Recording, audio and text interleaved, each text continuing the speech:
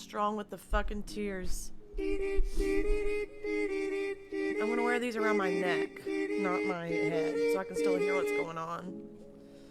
But, this music fucking scrambles my brain when I'm trying to think. Whiskey, thank you for subbing for 4 months straight.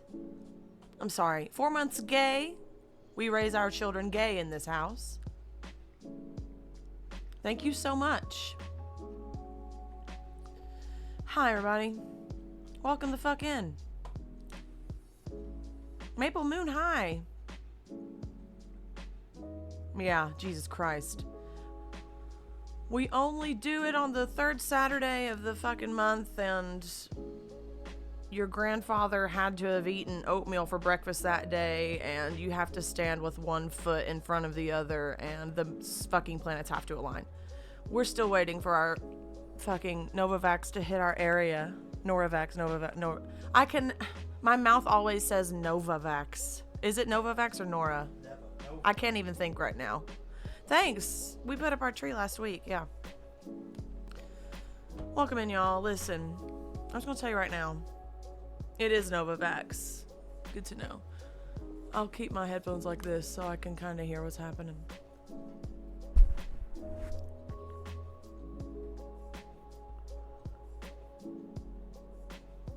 Seven stream streak. Angel numbers. I love that for you, Waba. Welcome in, everybody. Sorry if I missed you in chat. I missed you. But I'm glad you're here nonetheless, and I love you.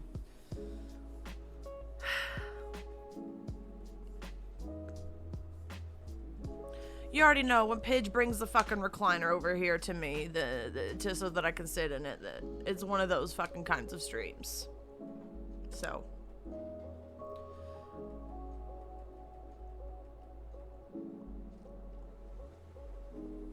I've got my watermelon blemish sticker on, free Palestine, and free the pimple from my forehead.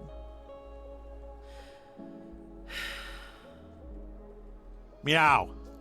Meow, meow, meow, meow, meow. Meow, meow, meow, meow, meow. This'll be easy. There he is. Quit bathing yourself and look. This is picky. He's like, oh shit, that actually feels good right there. I'm gonna scratch, I'm gonna scratch, I'm gonna scratch. I have a kitty on my left and a kitty on my right. Now that's customer fucking service.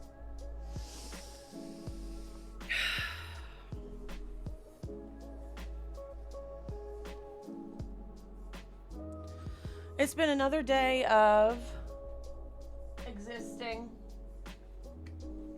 and,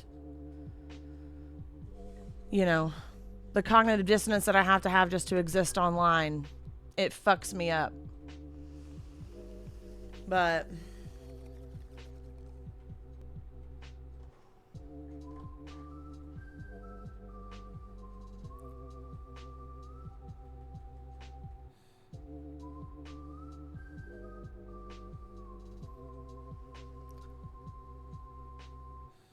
so, if you don't know, or if you haven't been keeping up, or if you aren't familiar with me, or what I cover on the channel normally, cover a lot of shit about like childhood trauma and being late discovered neurodivergent and unlearning ableism and all that shit. And a lot of that has to do with like my upbringing for me. So like my neurodivergent discovery really ties into my like trauma work discovery and the realization that I was, you know, neglected and abused as a kid, and dealing with that. I had to put distance between me and my family for a couple of years, and for the last 2 years, well, last year and then the year before, I didn't go over there or like visit for the holidays or anything. But then this year, this summer, and this fall, I've been talking to my family more and more, and just bringing them the shit that I need to resolve with them so that we can move forward like as adults. Because playing the whole charade of me going over there pretending like I'm not reeling from all these realizations and just not acknowledging any of it was killing me. So I put distance between us, and it was hard. And we sort of had a come to Jesus moment with a lot of shit. And I was just honest, and I just let them know that for this to move forward, this is what needs to happen. Like, I want us to be able to talk about this stuff. I want to ask you questions about why you did what you did when I was younger and some of your reasoning behind it. I want you to know the ways that you hurt me, and I want to acknowledge the ways that you helped me. And I just want to put it all out on the fucking table, because this going through the motions shit, Groundhog Day shit, is just not doing it for me. The hey, how are you, good, how are you text messages every day was just not doing it for me. And it wasn't doing it for them either. And I was going to go over and visit with them prior to like the holidays to kind of talk this stuff out with them, but I either couldn't get my spoons to cooperate or my stomach to cooperate or the timing to cooperate, and it just never happened. But I visited my family on Thursday, and before I showed up, I let them know, I want to come over, but I'm just letting y'all know now, I'm going to be masked up because I absolutely cannot risk catching COVID. Like, my asthma is bad enough as it is, and my immune system sucks enough as it is. And I'll hang with y'all for a while, and I'll just take my food with me when it's time for me to go. Like, is that okay? And they both responded right away and said it was awesome. They didn't give any sort of, like, complaint or, like, pushback or anything. And I think that sort of eased it for me. So there was a lot of nerves and a lot of shit rattling around in my head prior to Thursday, but I went over there and put my little KN95 on, left everything in the car, and just hung out. And we hung out for like 2 hours, and it was great. We talked about what we'd been up to. They'd been remodeling the rooms and stuff. They found one of my emote pillows, or my emoji pillows, that's been missing for like years. So I brought it home with me. I bought this in literally 2013. This shit has seen some shit, you know what I mean? But at any rate, love that. It was great. They originally weren't masked, but like we went and sat in the living room, and my dad, and this was like surprising to me that my dad was the one to bring it up. He was like, would you feel more comfortable if we wore masks while you were here? And I said, I don't want to make you all or ask that of you all. I said, it would make me feel more comfortable just to answer your question, but like, I'm not going to ask you to do that or make you do that. Like, I've got my mask sealed. Like, I'm good. Like, the ventilation was pretty good. Like, but they insisted. And they all, my mom, my dad, and my brother, who was visiting in from town, who I haven't seen in over a year, all each put on a mask. And they didn't complain about it. They didn't crack jokes about it. They didn't minimize it. They didn't make fun of me. And like, I literally like broke down like this, very similar to this. Because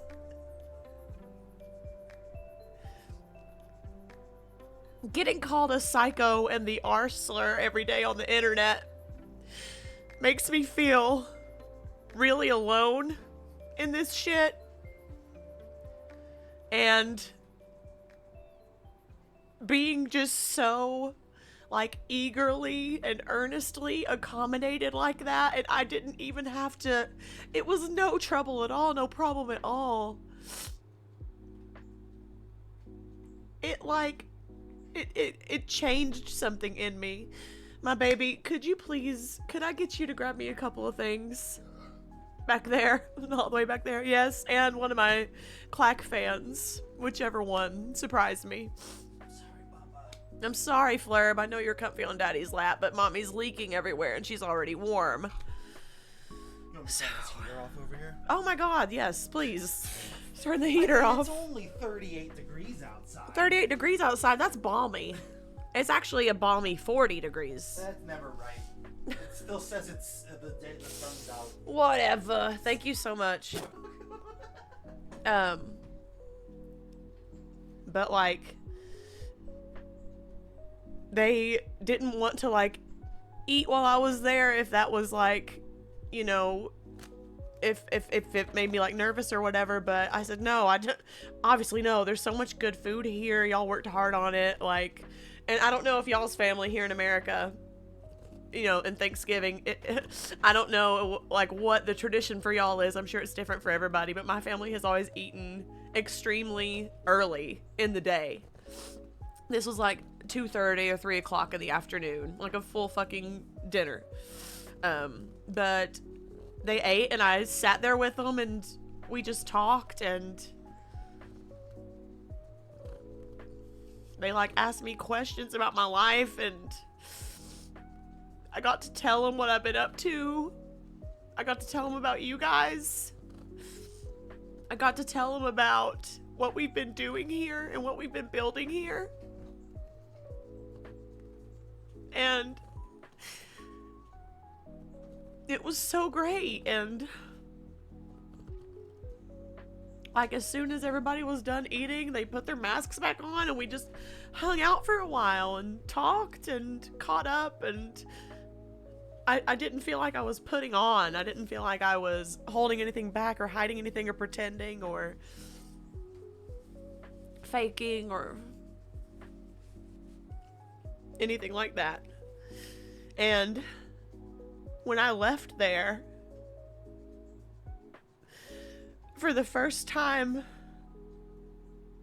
if not in literal years, then ever, for the first time ever, because I can't think of another time that I've felt like this.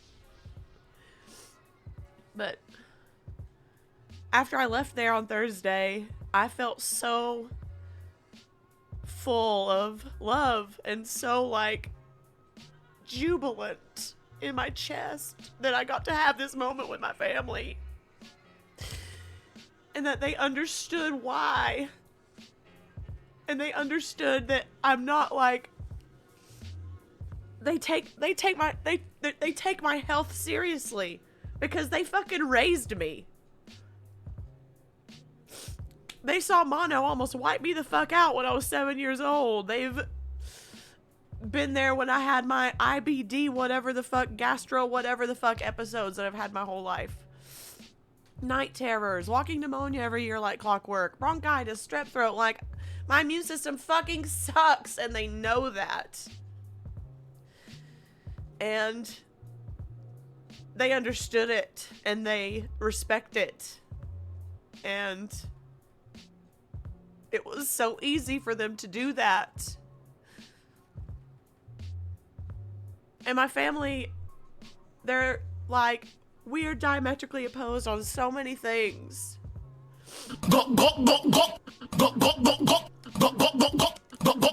Thank you, War Anvil. Also, hi, War Anvil. Oh, and Waba, I saw that my mind's eye just saw and processed your hydrate thing, so I'll do a double for you. Double shot of water. Double shot of water.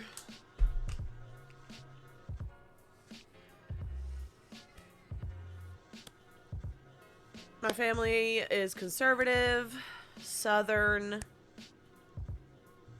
you know, not really interested in learning about the realities and the underbelly of what this country's all about. Like, they are unironically proud to be an American. So that's very much the vibe.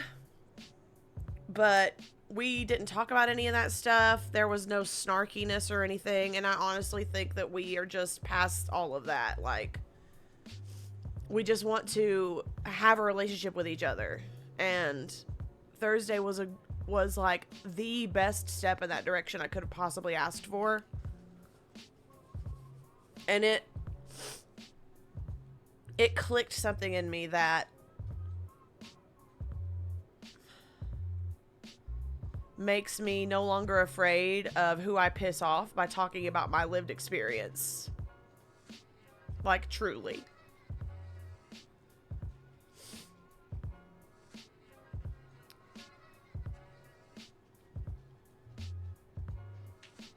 I'm so sick of handling this topic with kid gloves. I don't give a fuck if I upset you.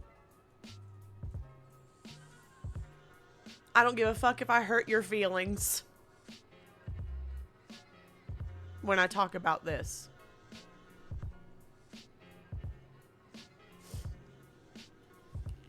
Your feelings are not more important to me than my health. And you can suck my ass 24/7 on that one. But anyway, having them so easily just accommodate me and make space for me as an immunocompromised person showed me. Now listen, my crew, I know y'all are cool, all right? I'm not talking to you. I'm talking to everybody who told me to kill myself today. So just know that this energy is not for y'all. I love y'all. It's for them. Okay? Continuing. If my Republican-ass parents can do it, boomer parents, and I'm not, like, insulting them. They're literal baby boomers. They're in their mid to late 60s. Then y'all are some crybaby motherfucking losers.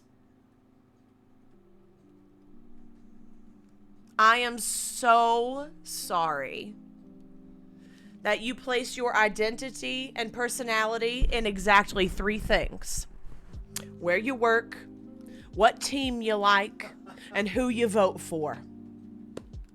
I'm sorry that those 3 trivial and consequential things are the most interesting thing about your crusty ass. Couldn't be me. But at any rate, yes, this is the royal y'all. This is the regal y'all. And I already lost a follower.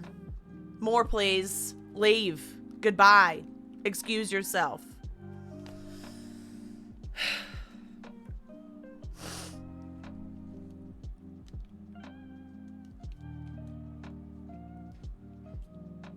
It's been 4 years.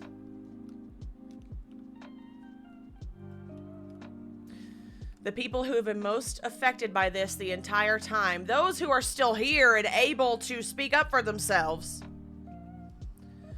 have been saying it nicely. We've been saying it assertively. We've been saying it desperately. We've been pleading. Y'all don't care.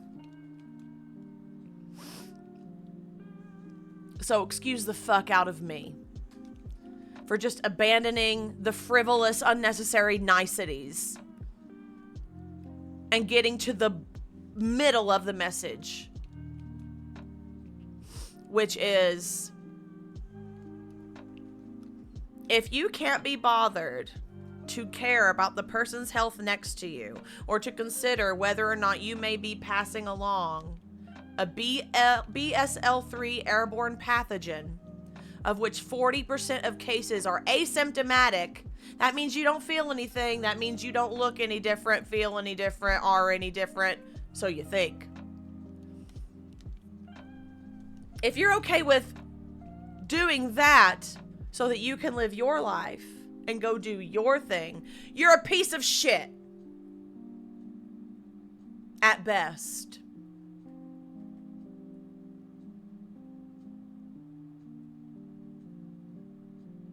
And at worst, you're a colonizing eugenicist fuck. It's what white people do, dude.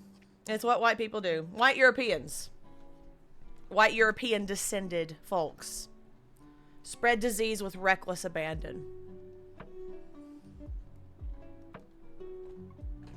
And it's no coincidence that marginalized communities and the black and brown communities and the immigrant communities in this country are disproportionately affected by this. And it has nothing to do with their genetics, people. And it has everything to do with the socioeconomical barriers that had been placed before them before they were even born. And they're born 50 steps behind everybody else.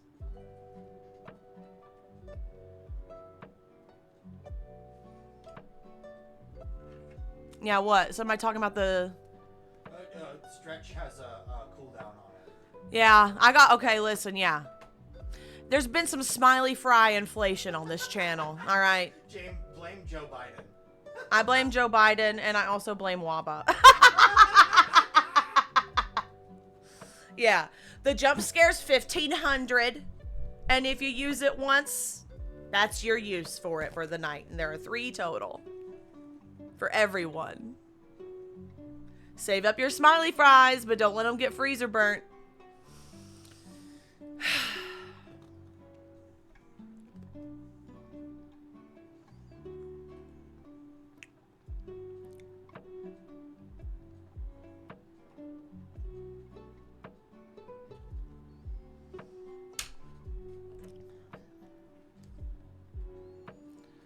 So, on Thursday, after I got home and was just sitting there and like, well, first of all, I devoured my food. It was so delicious. And it felt great to be accommodated and heard and stood up for and all that good shit. I'm just scrolling and looking, finding it. Because I tweeted about it and it unexpectedly took off. It's got like 113,000 views right now. And it's essentially exactly what I told y'all. I visited my family today. I told them in advance that I'd be masked up while I'm there and I'll take my food to go. When they weren't eating, they all wore masks. Didn't think twice. It made me cry to be so warmly accommodated like that. I feel immensely loved. Today was great. And it's got like 4,500 fucking likes on it. And I was not expecting that at all. A couple hundred at most, honestly. But,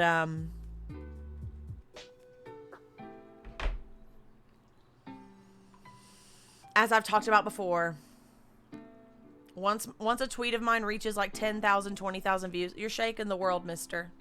You don't need to bathe that hard. Okay? You're but a wee lad. Relax. You don't take up that much surface area. Once a tweet hits like 15, 20,000 views, that's when the fucking weirdos get a hold of it. And then it's all downhill from there, right? And sure enough, we've got the classic bangers in there from folks. Balls. Balls. Of course, Barbie style. I should be lobotomized. I sound vaccinated. Whatever the fuck that means. I'm a narcissist. I'm selfish because my family accommodated my needs, but I didn't accommodate their needs. Therefore, I'm selfish. Just completely... One does not simply choose to be a potato. You are indoctrinated like a religion. But once you go potato, there is no return. Conspicuous Birch, thank you so much for the follow. I appreciate being here.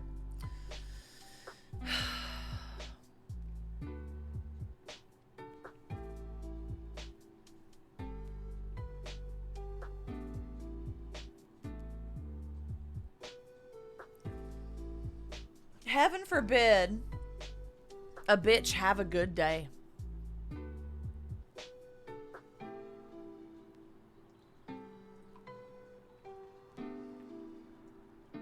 Heaven forbid I talk about a good experience I had as an immunocompromised person whom society has discouraged from existing in public and at all.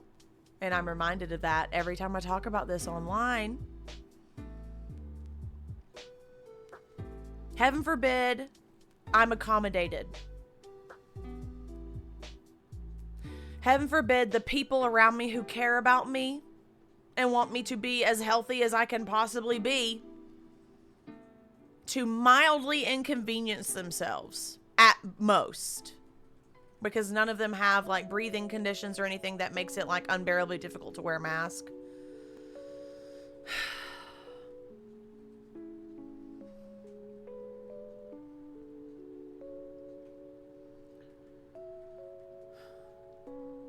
when you politicize every single thing from viruses to colors to animals, what the fuck else do I expect? What the fuck do I expect of a country founded by slavers, built by enslaved people who were not paid for their labor, and who reinforce oppression and legal slavery, and spend all of their time lining their own fucking pockets and widening the wealth gap to the widest it has ever fucking been? Why the fuck should I expect them to give a fuck about the people that live in that country?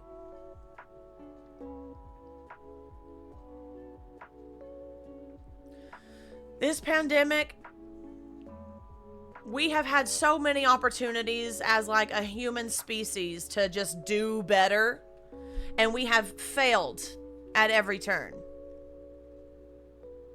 For the sake of a fake currency that we'd made the fuck up. It's embarrassing.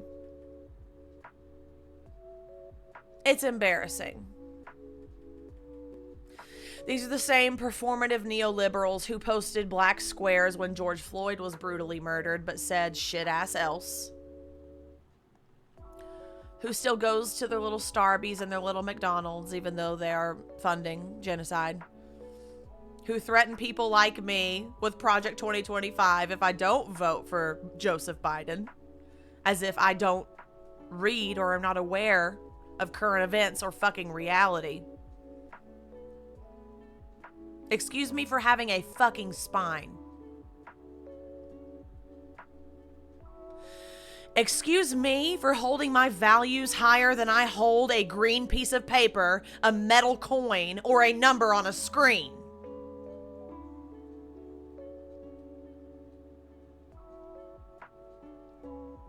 Fuck forbid that I speak out due to my extremely low tolerance for fuckery and bullshit.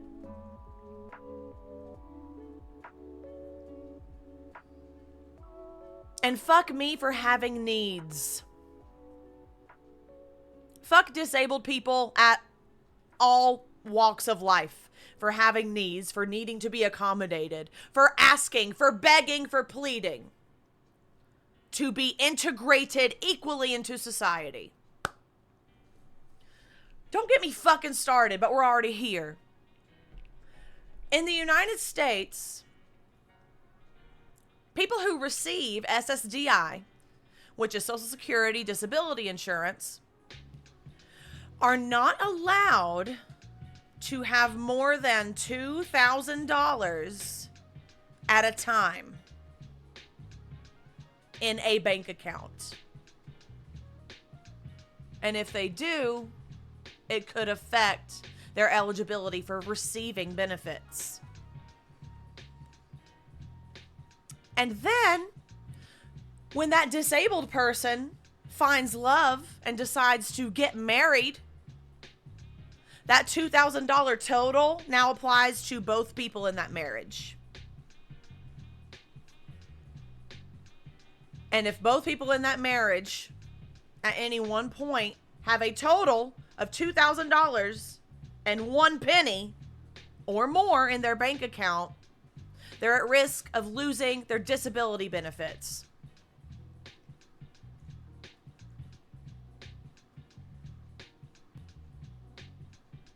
This is something that I learned about like extremely recently. And it sets my fucking innards on fire. And they're just now considering raising that total to $10,000. Whoop-de-fucking-do. Right?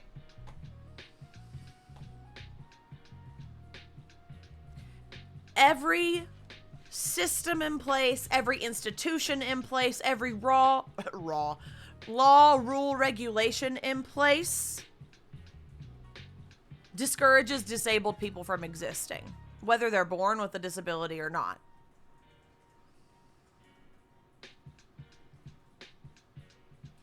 The fight for marriage equality should not stop at gay people, at queer people, at the LGBTQ plus community. Because a lot of folks within the LGBTQIA plus community, including myself, are disabled. Because I'm not a cishet white boy that says bazinga and collects trains, I can't get a doctor to take me fucking seriously. So I'm not on disability. Not for lack of fucking trying. The funny thing about the United States, and by funny, I mean fucking pathetic, is that we blame people for where they're born and for what color their skin is. I mean, I know Republicans love to quote that one quote from Martin Luther King about not the color of their skin, but the content of their character. They love to use that as fodder, but let's be fucking real. They're flaming racists. Morning, noon, and night.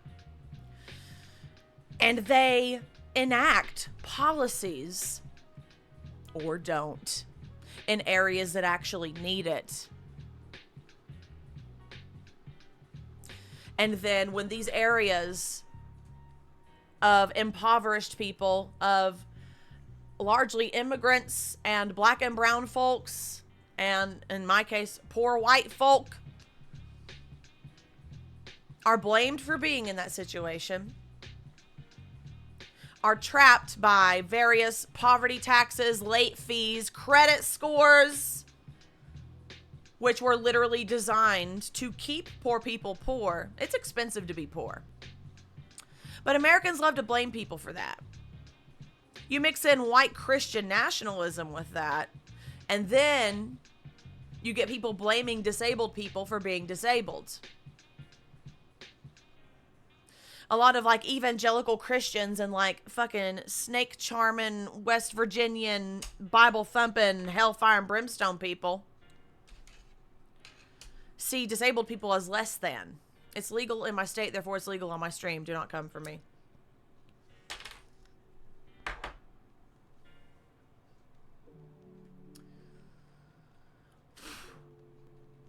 A lot of disabled people are told that, oh, well, you must have done something in another life to deserve it if you were born with it.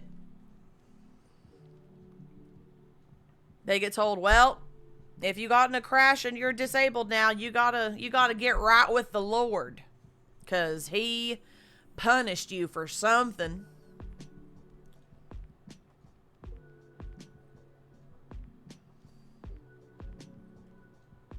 These people are literally disgusting.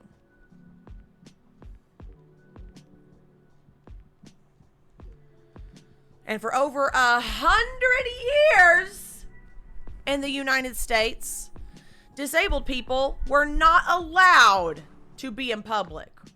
It was illegal for them to be in public. They were called the Ugly Laws. The last one was repealed in San Francisco in literally 1974.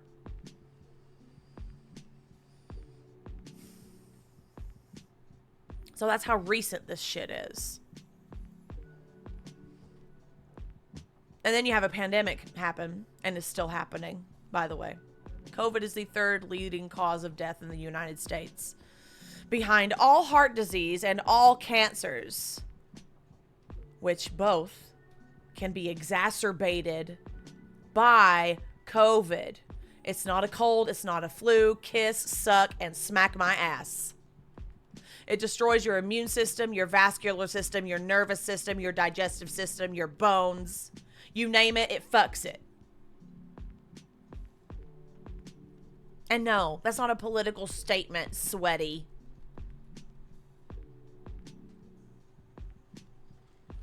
I don't get my news from Ivermectin Weekly.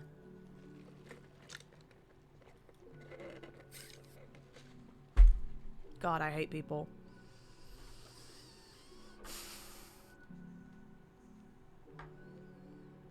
When this pandemic started, chronically ill, disabled people, and high-risk people were told to just stay home. And that's a song and dance that these stupid idiots are singing to us 4 years later, like we haven't been, as much as we possibly can.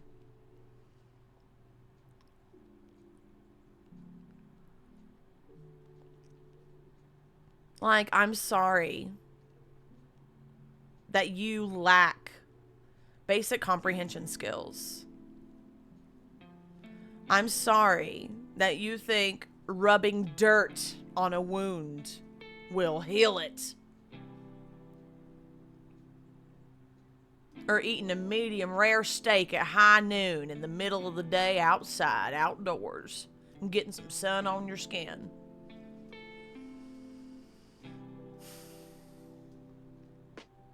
It's now and forevermore fuck John Rich, but especially fuck John Rich.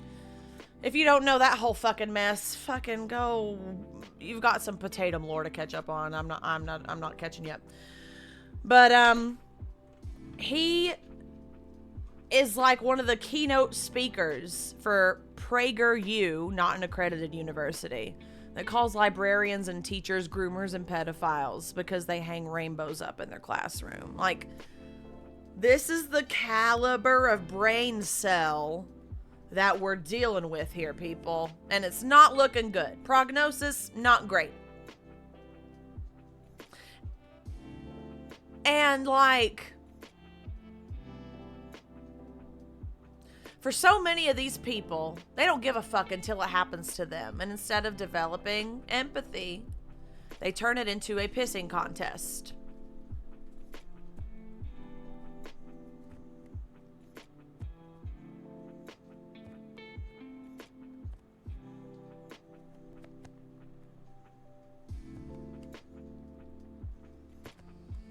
I've been in the trenches with these stupid motherfuckers all day long, dude.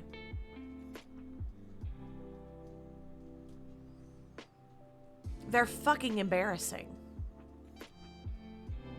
They're fucking pathetic.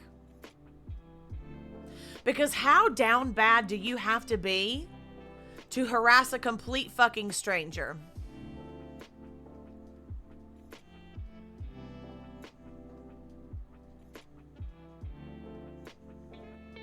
How miserable and just soggy and wet and stinky is your day-to-day existence that to feel better,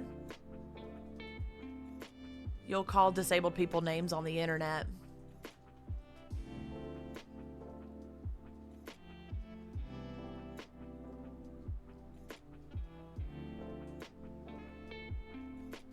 But you just love the Lord, right?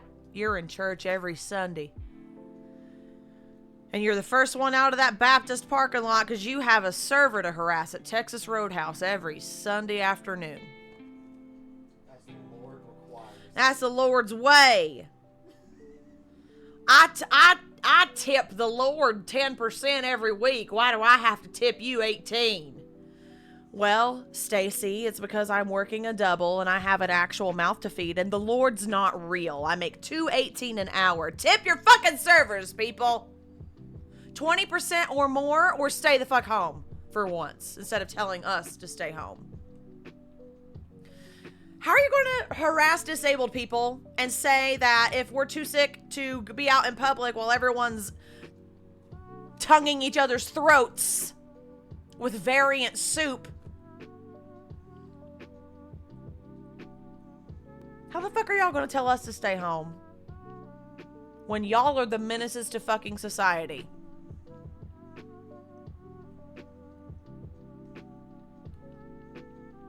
Y'all, let me speak to your manager ass. I have an expired coupon ass. Losers.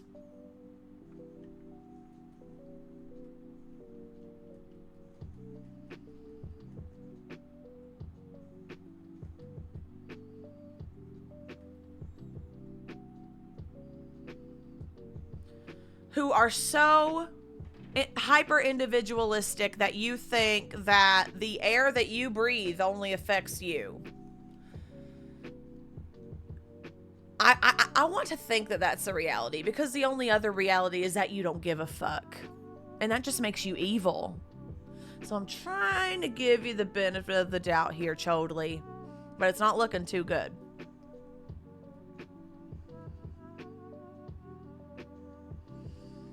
Today I posted about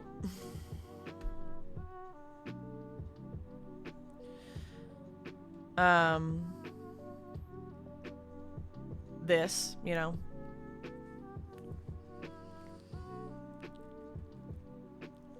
I said, I wonder how different life would be now, 2023, in the US if the government had just, we got a little bullet list. You know I love a bullet list.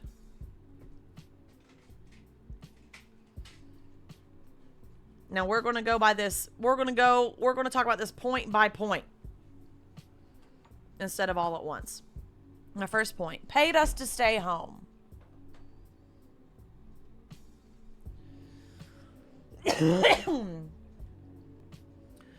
All the doohickey lollipops in my comments today were like, hey, hey, hey, gotcha. They did pay us. You remember that? And it's because they sent us $1,200 3 years ago that the economy's in the crapper today.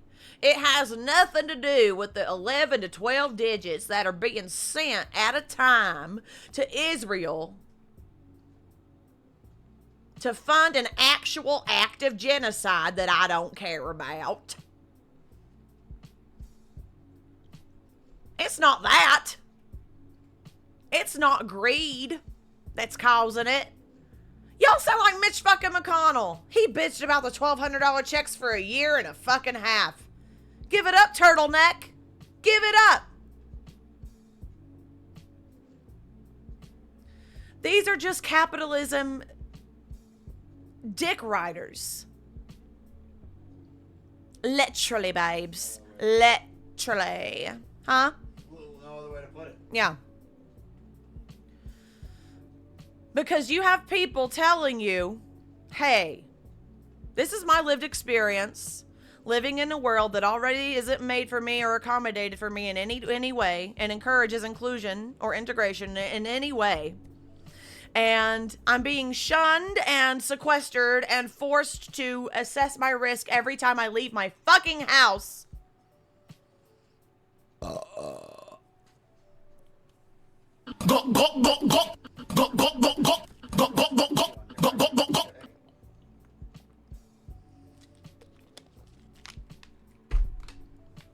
I know.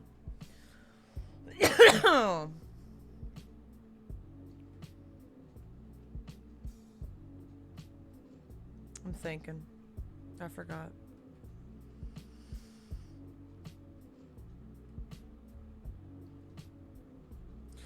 Instead of listening to the people who have been the most affected by this the entire time and continue to be, you're making excuses. You're regurgitating, vomiting, and belching right-wing talking points as if Uncle Sam's gonna fuck you. Uncle Sam's not gonna fuck you. Ever. Uncle Sam dead.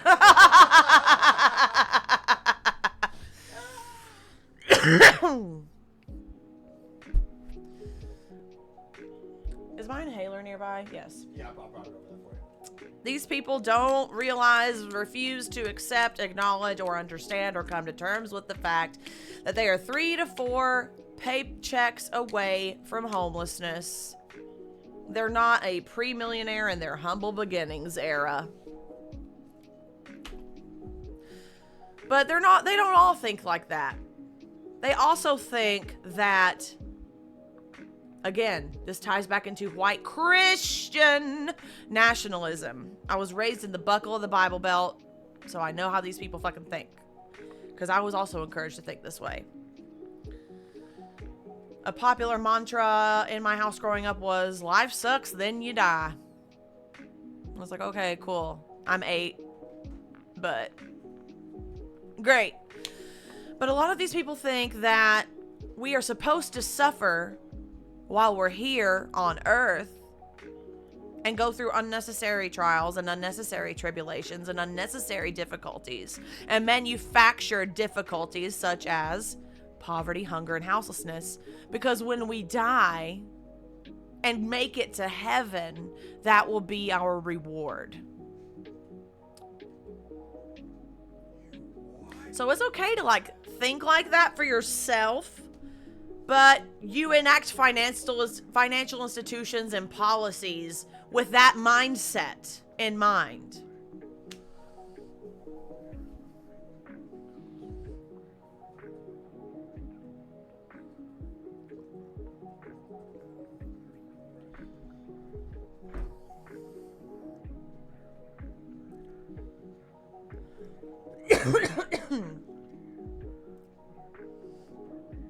Capitalism is suffering, misery,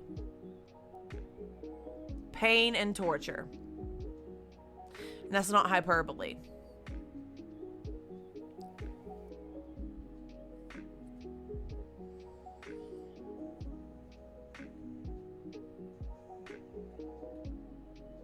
And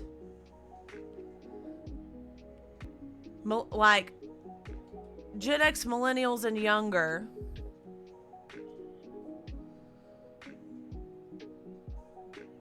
are raised in such a hyperpigmented, ultra-saturated, condensed, concentrated world where information is readily available 24/7 and natural progress is happening, much to the chagrin of red right-wingers everywhere, and are becoming radicalized by events in their life, are not becoming radicalized by a piece of media or a video game or a teacher or a book. Of course, those are tools that can open our eyes to alternative perspectives, and then we take it upon ourselves to learn about those perspectives. But like, what do these people who dig their heels into the sand as hard as they can expect?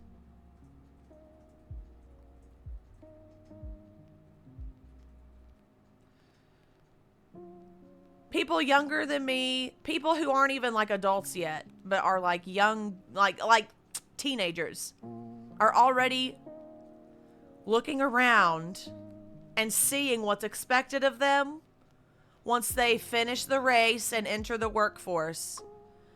They are looking around and being like, wait. So hold up. Let me get this straight. I got put in school at age 5.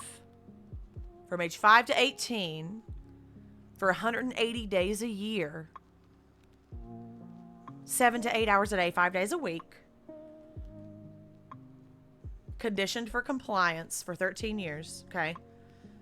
Encouraged and shoved and coerced into taking predatory student loans so that I could go to college for 4 years, right? Graduate in 4. Got it. Get a degree in something that will make me money and I'll be good at. Okay. I did that. I got a job in that field miraculously. Looks around. Sees people who have been working there for 23 years. And you come to the realization at age 22 or 23, oh, so this is like it. I've been training from age 5 to crunch numbers until I die.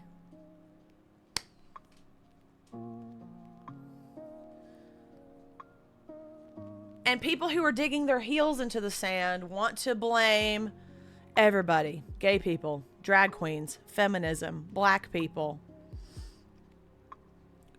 Chemicals in the water that turns the frickin' frogs gay. They don't want to blame the shitty circumstances that have been placed upon them by decades and decades and decades of old, eugenic, white supremacist policies that disproportionately affect Black, brown, and immigrant communities. It can't be living through that and seeing active suffering and suffering actively. It couldn't possibly be that. So when these people try to push forward and try to see Okay, so let's zoom out a little bit here. Red versus blue, Democrat versus conservative, but y'all are playing for the same team. You're funded by similar organizations and corporations with similar goals in mind. There could be something better over here somewhere. So can we like start looking in that direction maybe? Can we start considering that there are other options besides grinding ourselves into bone powder for the almighty dollar until we die? And that's the area that I'm existing in lately. And it makes a lot of sense. I don't know who said this. It's a paraphrase of a quote that I've heard, seen, and or read in like my studies and learning about all of this and education about all of this in the past couple of years. But capitalism will resort to fascism in order to avoid socialism.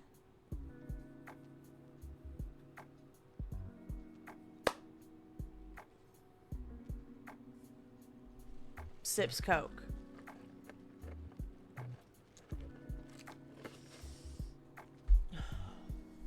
Because is that literally not what we're seeing right fucking now? Hello?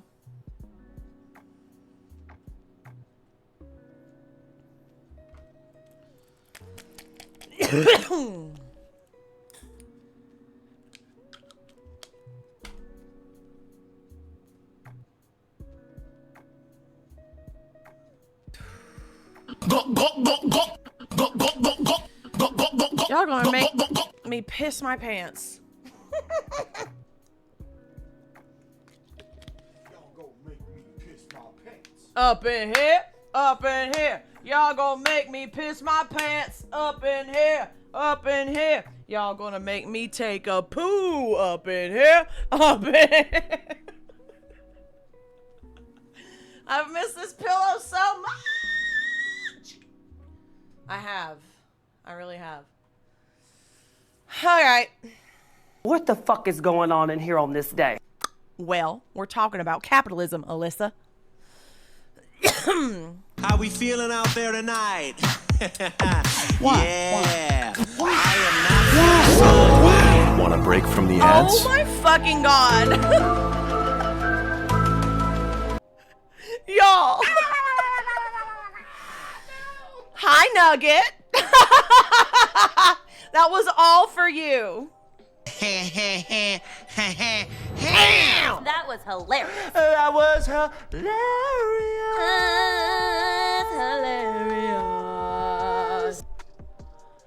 That was. Okay. I think that, okay. Smiley Fry inflation 2.0. The giant horse conch weighs over 11 pounds. Holy Mother of Jesus, Marie Christ herself.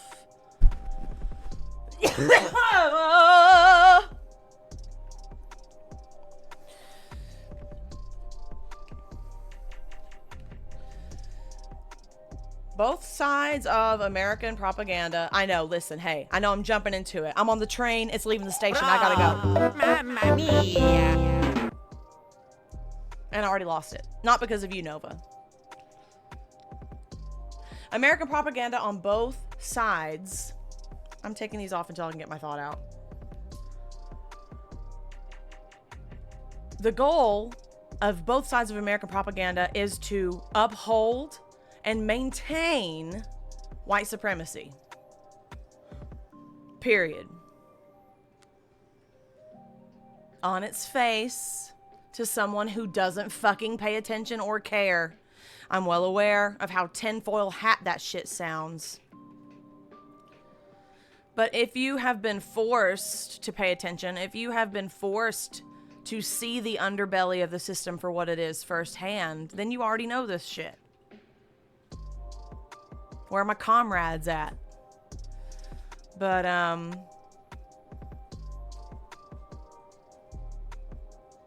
all of this shit is connected, and when I start talking about actual solutions and actual ideas for solutions, I lose the Democrats entirely. Because my solutions have nothing to do with upholding white supremacy. My solutions have nothing to do with upholding eugenics. My solutions have nothing to do with upholding slavery, upholding systemic racism, upholding the patriarchy. That word would be forbidden in my world. I don't know, dude. And I just talk about this shit because my brain goes on these journeys and it leads me to places, and the pushback I receive is fucking extreme and unnecessary. And it's like, we get it. You love capitalism's cock. Big, veiny, and throbby. We know, girl. We know. I don't care for it. A little musty, in my opinion. I'm sapphic for socialism, okay? For starters. Like, socialism as a start, as a jumping point. But I'm well aware of where I live and what that means. And I feel like bipartisan politics is already such a behemoth of a machine, a multi-billion-dollar industry in and of itself.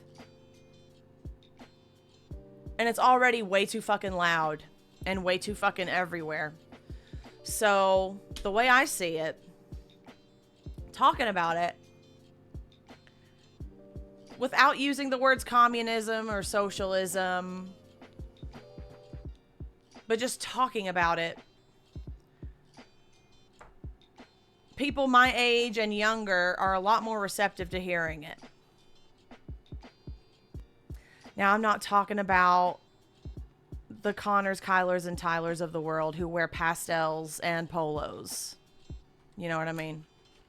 Those boys don't count. They don't understand. They're just little summer children. But for young people at large who see that this system just ain't it, they want to move past what the current system is trying so desperately to uphold. And I mean, don't get me wrong, it's working. They're doing it. But that doesn't mean we have to like it, want it, or fucking put up with it. So, here we are. This is me not liking it, not wanting it, and not putting up with it. And, you don't have to like what I'm saying. You don't have to disagree with what I'm saying, or agree with what I'm saying. I'm saying this because it's how I fucking feel. And if you resonate with it, great. Welcome.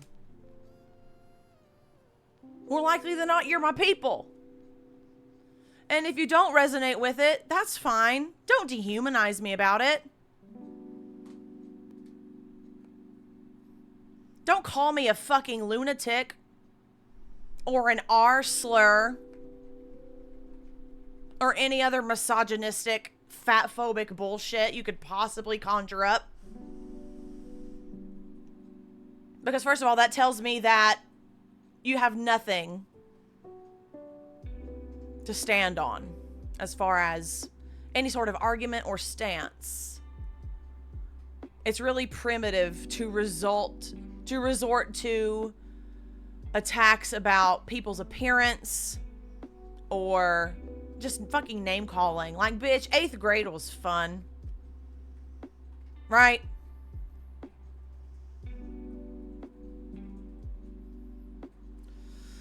I forgot I was doing this fucking point-by-point list. Fuck me. Alright. Paid us to stay home. right? People blame that fucking $1,200 check 18 million years ago on today's shit-ass economy. Refusing to zoom out. All right, next point I put. Where is it? Oh my fucking God. I hate Twitter. I'm going to screenshot it so I don't have to open this motherfucking app anymore.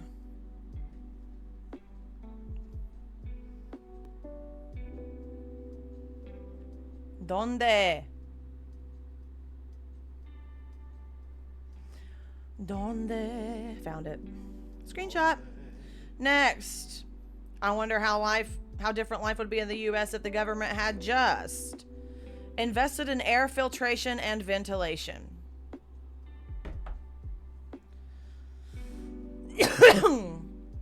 Baby, do you remember what the total was? Like, someone calculated how much it would cost to end hunger in the world. It was like 22 billion. Yeah, it was like 16 billion, 20 billion, somewhere in that neighborhood. Yeah, give or take 5 or so, right?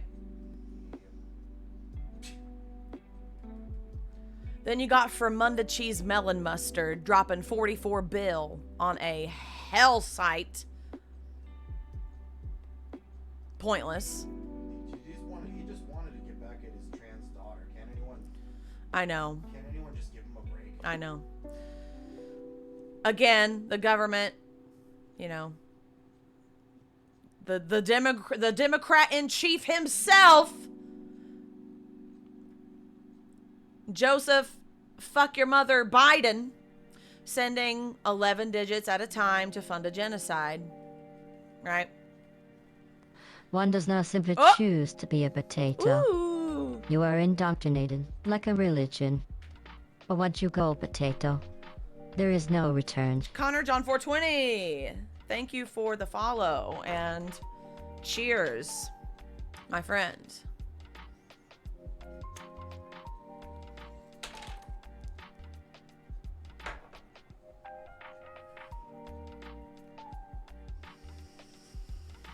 So,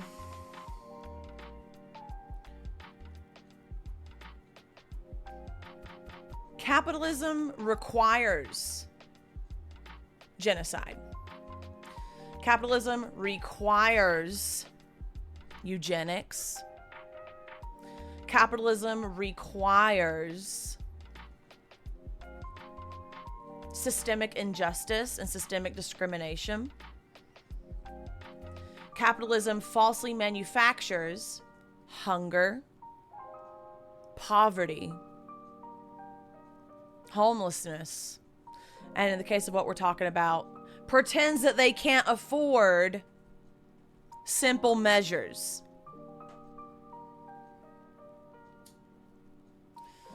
Because heaven for fucking bid, we send our kids to school and they come home at the end of the day, not maimed with bullet holes or sick with a virus that they didn't ask to catch.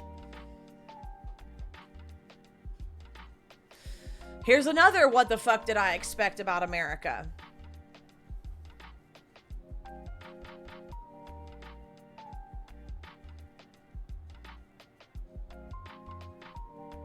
There's a mass shooting in this country, at least one per day.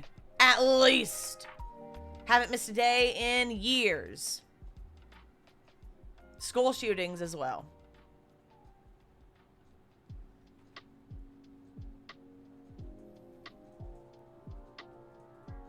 Which is a flagrant injustice and completely fucking unnecessary and enraging in and of itself, right? But then you have conservative heel dig in sander people who blame that on mental health, because that's an easy scapegoat, right? And refuse to do anything about gun control. And then they're like, and then we're like, okay, cool. So, if it's not guns, it's mental health, then could you please fund some adequate mental health care facilities? Or, you know, put more mental health counselors in schools. Just make mental health care easily accessible and more readily available. to the public, perhaps even free. Oh no!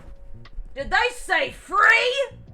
That sounds like socialism to me, brother, and that's evil.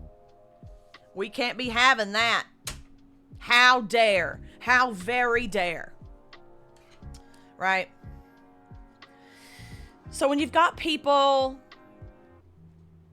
who don't give a fuck if their own child or any other child gets shot up and killed in a school, then why the fuck would I expect America to care about making sure that the American workforce and the American school children have safe, clean air to breathe?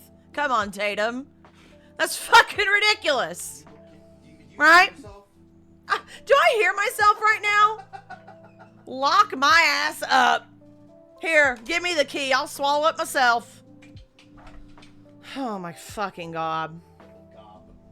I don't know how much it would cost to properly ventilate things, but it can't be more than an actual genocide that has killed 20,000 Palestinians since October 7th.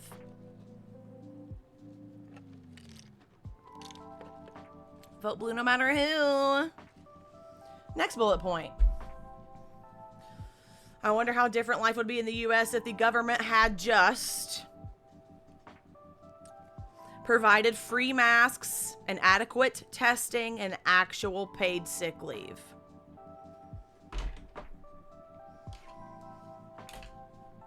I'm just looking up a quick statistic here before I continue.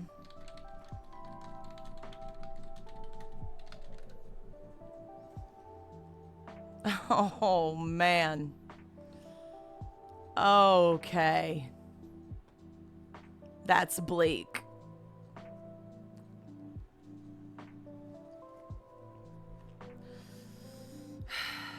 So,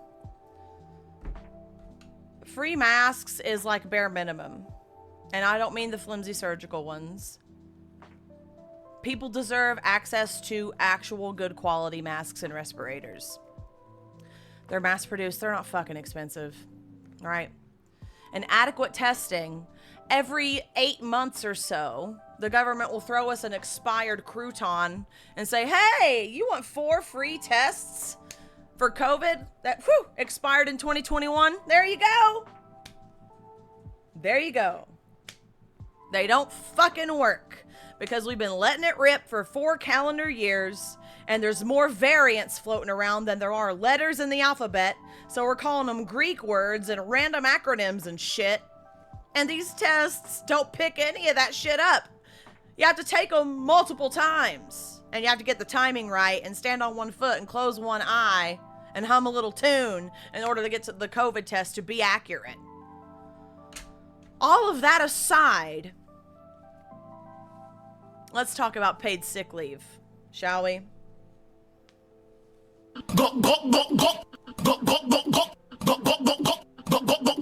Gulp, gulp, gulp, gulp. Mm-hmm.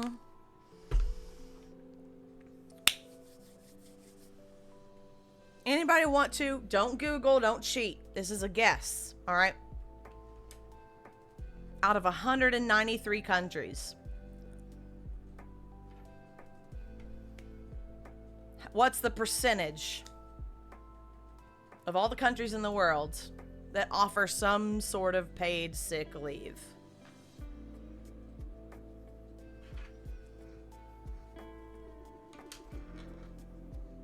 Could you grab me the marijuana, please, baby? Thank you.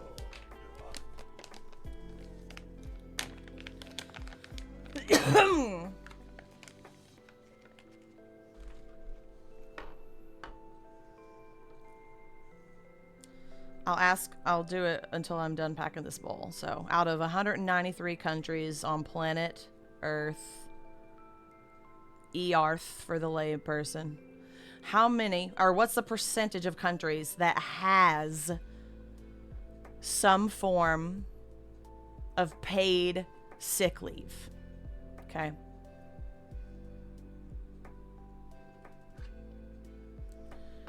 I had an idea in mind, but I didn't know it was this bad. Bad for us, I mean, the US. So,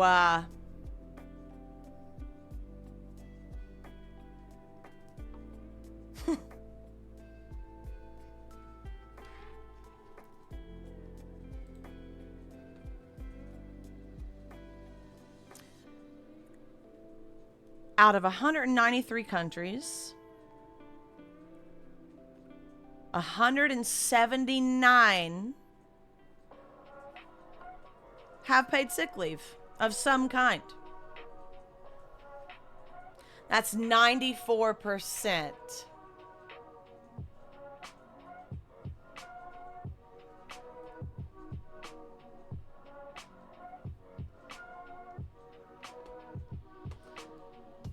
Now, I'll be generous, okay? If it's not 179, it could be closer to 145. Right? 127 of which provide a week or more paid sick leave per year.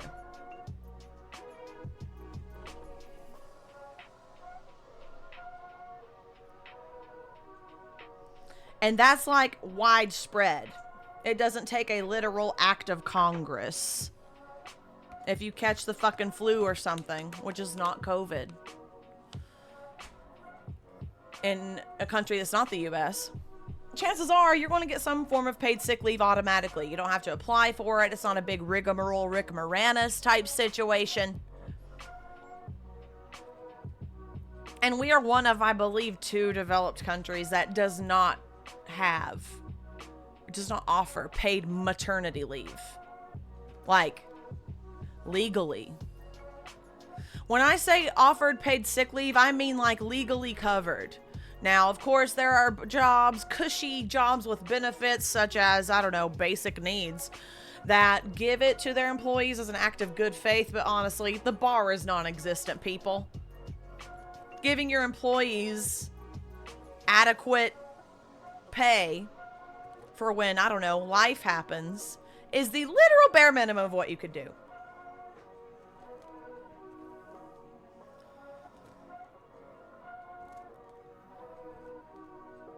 And the troll clowns have had a field day trying to tell me that I'm a dumbass for saying that.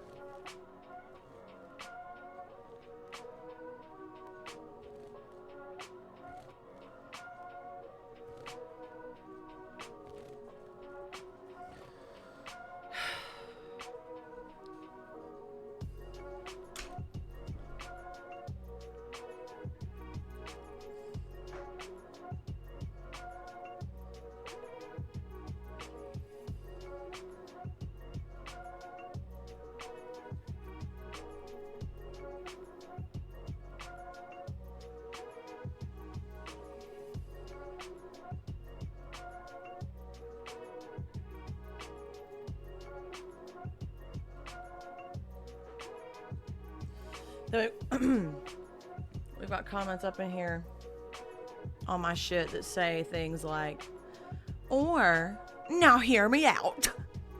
We just went on living our lives instead of shutting down the entire economy. Wild, I know. What?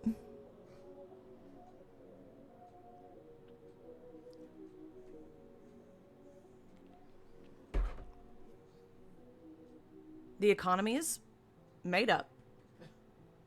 Stock market, made up. Money, bitch, I need a wind chime button on my sound deck. Wind chime. Money is fake.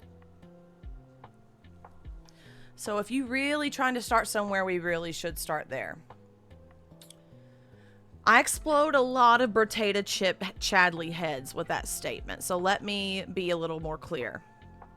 Me acknowledging the reality that money is made up and not fucking real It only has value because we say it does, and that arbitrarily changes at the drop of a hat for no reason at all. These people don't understand that I still have to make money to survive. I mean, if they had a brain cell, they would, but they don't. So when they see me trying to make my own way because I'm unable to work publicly because I'm disabled and immunocompromised, so I create content online, I stream, I make videos, I write, I have my own collection of merch. Like, they see that as me selling out,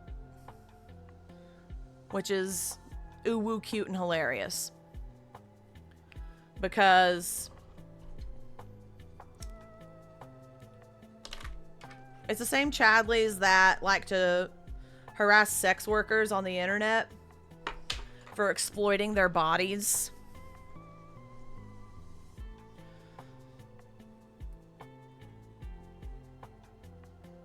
As if they don't do the exact same thing when they go to work.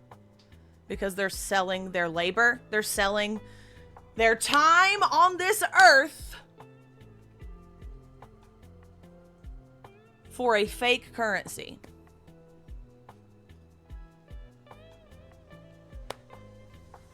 First of all, miss me with that shit. Sex work is work. Period. It's hard work. Because a lot of sex workers I know have to deal with y'all stupid asses. Mouth breathing in their comments and shit. That in and of itself deserves a fucking Nobel Prize.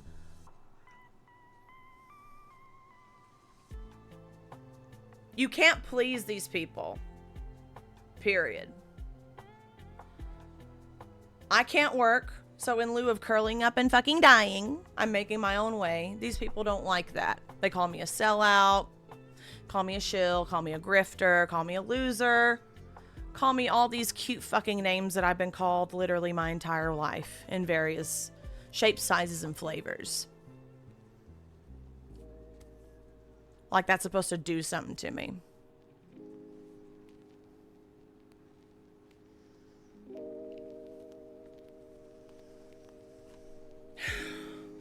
That's my next fucking point on here.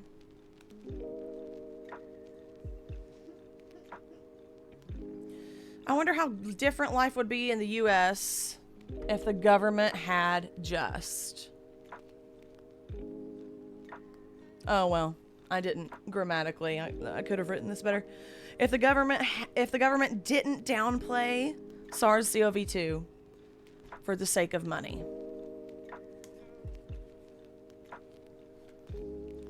So,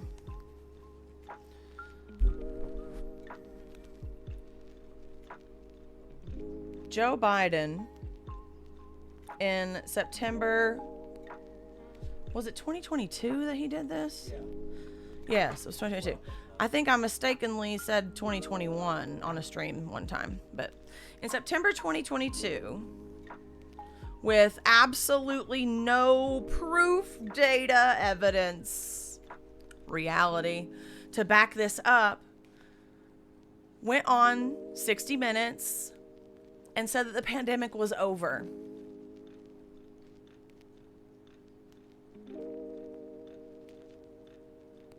Yeah. You wrinkle sack mother... Why, Joe? Why? Because someone paid him to. Well, not only that. It's not just that. Like, of course, he has financial interests in keeping the economy going as long as his prehistoric bones are rattling around society. But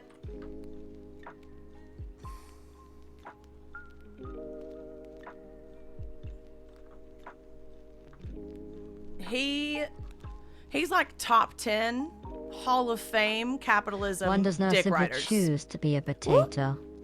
You are indoctrinated like a religion. But once you go potato, there is no return. Mozambique, thank you so much for the follow. I appreciate you being here. I appreciate you. I'm sorry, Bingo. I'm sorry. It's true, though.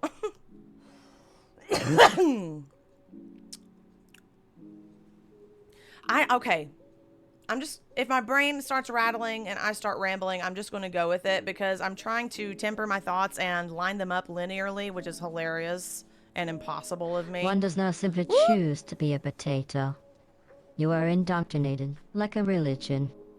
But once you go potato, there is no return. Complainy Laney. I love that name. Thank you so much for the follow. I appreciate you being here. Welcome in, everybody. These fucking headphones, bitch. So I'm just gonna go. One does not simply choose to be a potato. You are indoctrinated like a religion. But once you go potato, there is no return.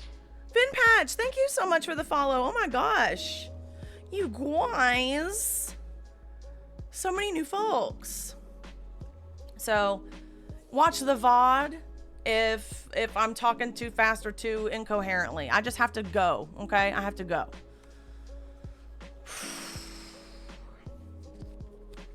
Winner, winner, chicken dinner.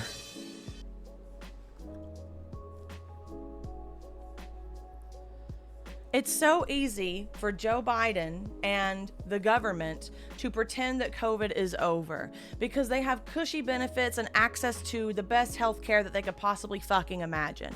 So when he arbitrarily in September 2022 says that we were super American about it and we did it, America. COVID is over. Sure, I've had it twice. And so is my wife. And sure, it's killing about 1,000 Americans a week.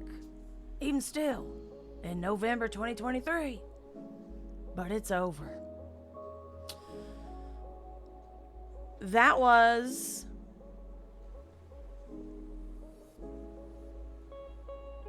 him declaring with his chest that the economy is infinitely more important than the heart that's beating inside your chest.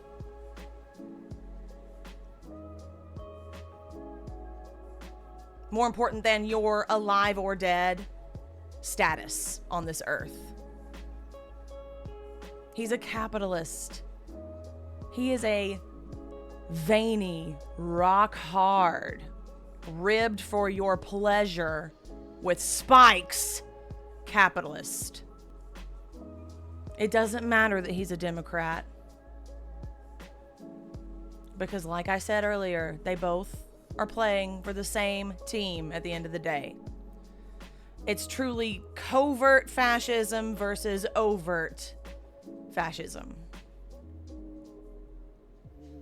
And capitalism's dying knell is to resort to fascism in order to avoid the evils of socialism. Because heaven forbid people have what they actually need. Because none of us asked to be born. And it's not our fault that we're here. Where we're born and who we're born to determines entirely too much of our existence. And it shouldn't. By virtue of breathing air in and out of your lungs, you deserve access to food, water, and shelter. Period.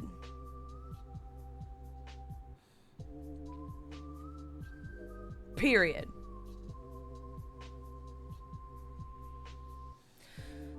%40 of the entire food supply in the United States that is made in restaurants, produced, manufactured, gets thrown away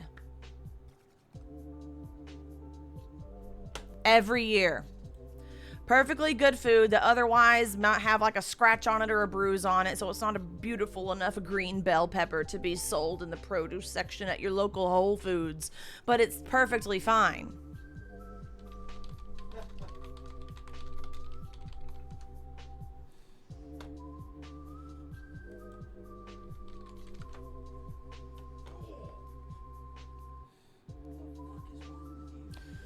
In 2022, what happened? Fleur just being crazy. What you doing, Fleur? She like jumped up out of here, ran over here, walked around over here, jumped back up, and then jumped on my chest. Oof. He needs some milk. Sounds like she needs some milk. In 2022, it was determined that 1 in 8 households in America experience food insecurity. That's over 40 million people.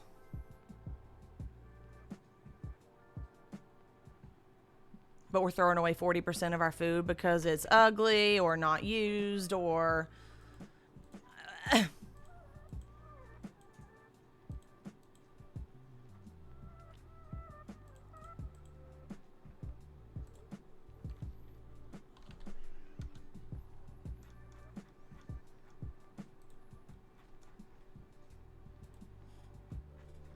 I'm just pulling up a stat so that I come correct. There's 600,000 homeless people in America. 600,000. Entirely too many, right? Hi, Flurb. What you doing? She's tired of me. That is a lowball stat. That is a lowball stat. So let's say, let's be outrageous with it. Let's round it up to 1 million. I know, but go with me here. There are 16 million empty homes across the United States.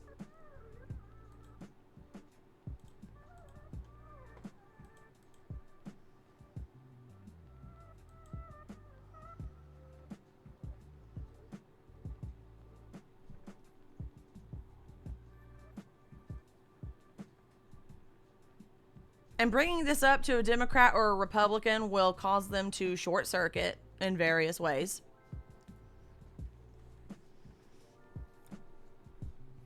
Yeah, who knew?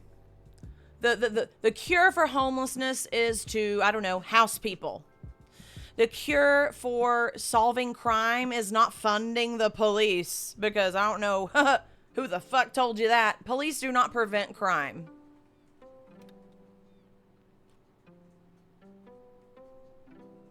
Matter of fact, police are the problem.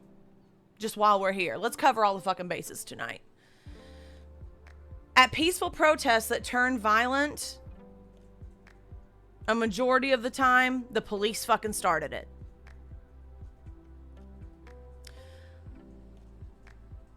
Solving crimes, because remember, the United States has only 5% of the world population. But the United States simultaneously has 25% of the global incarcerated population. And in one calendar year, I believe it was 2020 or 2021, out of the 10,000 incarcerations that came about, only 4% of those were for violent crimes. I know, we're taking a journey, but this is all connected. So,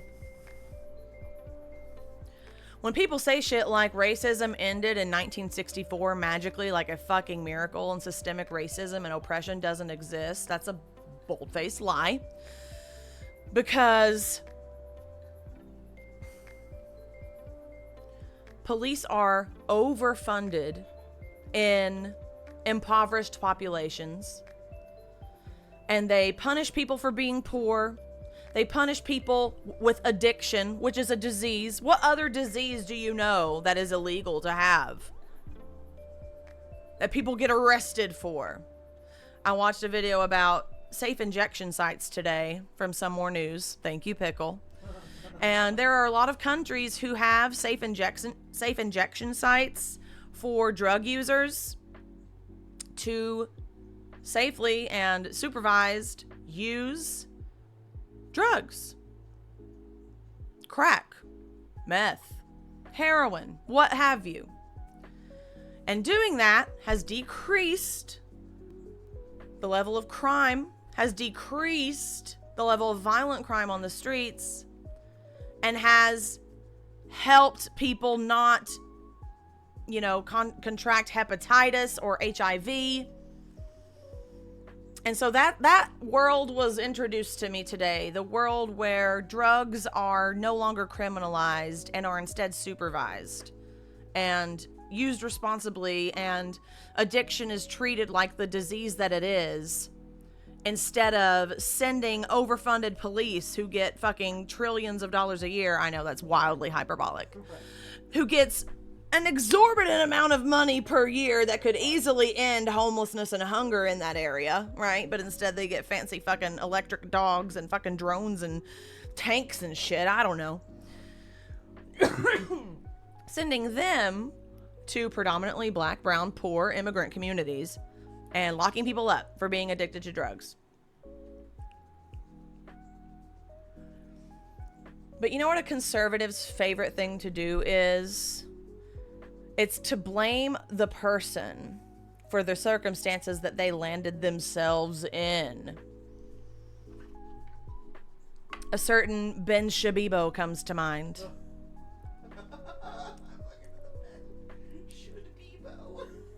He wears a youth size 4 and Blue Lives Matter boots. And he talks about lifting you up by your bootstraps and blaming people for the situations that they're born into, and not realizing that people turn to crime a vast majority of the time out of some form of necessity. Some need is not being met. You see someone shoplifting. First of all, if you see somebody stealing anything like food, baby clothes, hygienic products, drink, you know what? I'm just gonna hot take anything. If you see somebody at a store, you're shopping there, you see somebody walk out with a buggy full of shit they didn't pay for. No, you didn't. Mind yours. Especially at places like fucking Walmart and Target and shit. I'm not saying go out and do crime. I'm saying if you see somebody doing that, mind yours.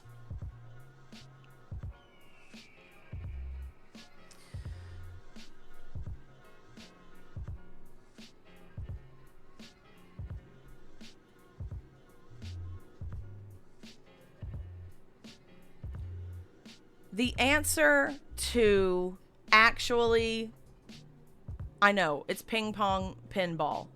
You're either with it or you're not.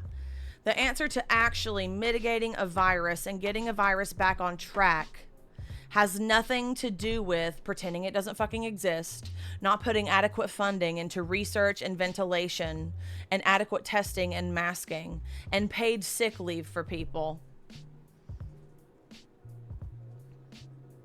And putting paywalls and insurance fuckery in between people having access to vaccinations and healthcare in general. The fact that you have to sell an organ to even be seen at a hospital is fucking ridiculous. And both sides of the bipartisan aisle have the same bullshit answers that aren't answers. Like funding the police and ignoring it. Close your eyes, sweep it under the rug and get back to work. If you're sick, oh well, we still need you to come in. We're short-staffed. No, you don't get paid when you're sick. What the fuck do you mean? What are we? Socialists? Hell no. Both sides of the aisle are professional goalpost movers, dude. I'm no longer saying it's just the GOP anymore. Like, Democrats do it in multitudes of different ways, and in a lot of the same ways. And it's fucking disgusting. And I had a comment on this today. Well, my last bullet point is, I wonder how different life would be in the US if the government had just given a fuck. But the government has never given a fuck about anything but assets, money, wealth.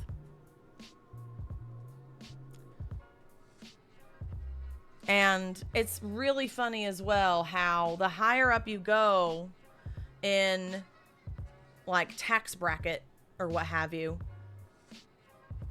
the more socialist policies get trickled in to benefit people who are already rich, and they bastardize them and twist them to fit their needs. But I don't know why someone would need $100 million, but whatever. I'm thinking about, you know, Turtleneck McConnell bitched about $1,200 that we got paid almost fucking 4 years ago now. But he's real quiet about those PPP loans. That's about 18 P's right there. That various Congress people like signed up for, those PPP loans that they gave to businesses during COVID to keep them from going under or whatever, and they were magically forgiven, you know, hundreds of millions of dollars, if not billions. I don't have the spoons to fucking look it up, but it's an obscene amount of money. But disabled people can't have more than $2,000 in their bank at a time, otherwise they're faking their disability.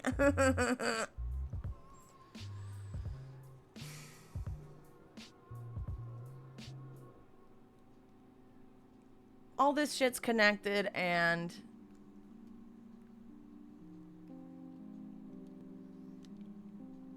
I wish more people would notice that. I wish more people would, I don't know, hear a bitch out. Listen. When someone who is negatively affected by something, disproportionately affected by something, speaks out about that something, your cue is to blame them. Your cue is to laugh at them, dismiss them, call them names, tell them it's a them problem.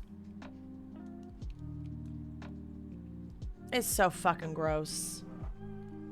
It's so fucking gross.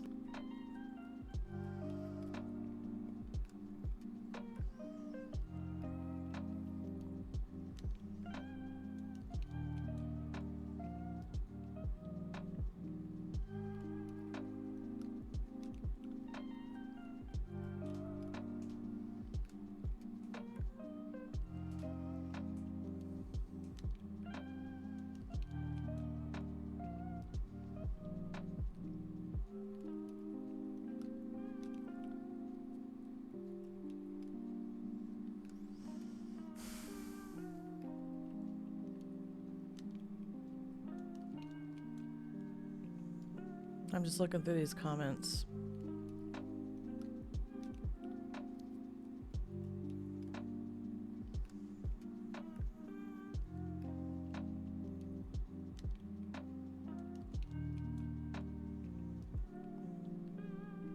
God, these people are absolutely ridiculous.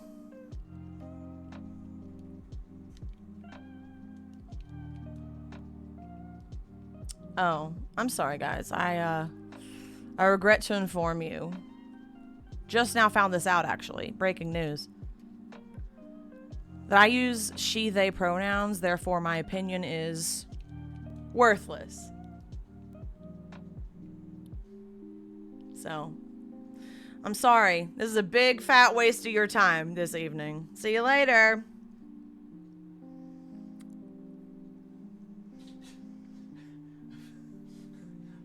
Alright, sick, I'm out. Bye. Please consider R.F. Kennedy for president. He gives a fuck. No, he does not. I would rather vote for the shit I took this morning, quite frankly.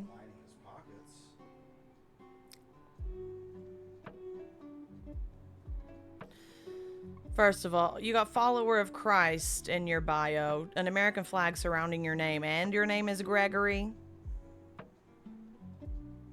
What's redder than a red flag? Ha! Ice cold. Scamdemic, that's cute. Yeah. I get a lot of, wow, this parody account's hilarious. Wow, I'm an idiot. Whoa, I'm nuts. And this is how arslers think. And every time I report these, nothing happens. So, anybody who, you know, recommends that I report and block, I do. It doesn't stop it from happening, though, does it? I'm a freak. I mean, PJ knows that. I'm a dummy. Just like fucking compose yourself, man.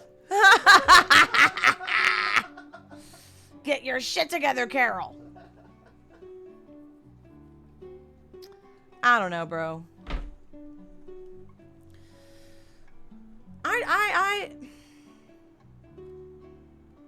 One does not simply choose to be a potato. You are indoctrinated, like a religion. But once you go potato, there is no return. Nindy Cat, thank you so much for the follow. Thank you, Nindy Cat. I appreciate you.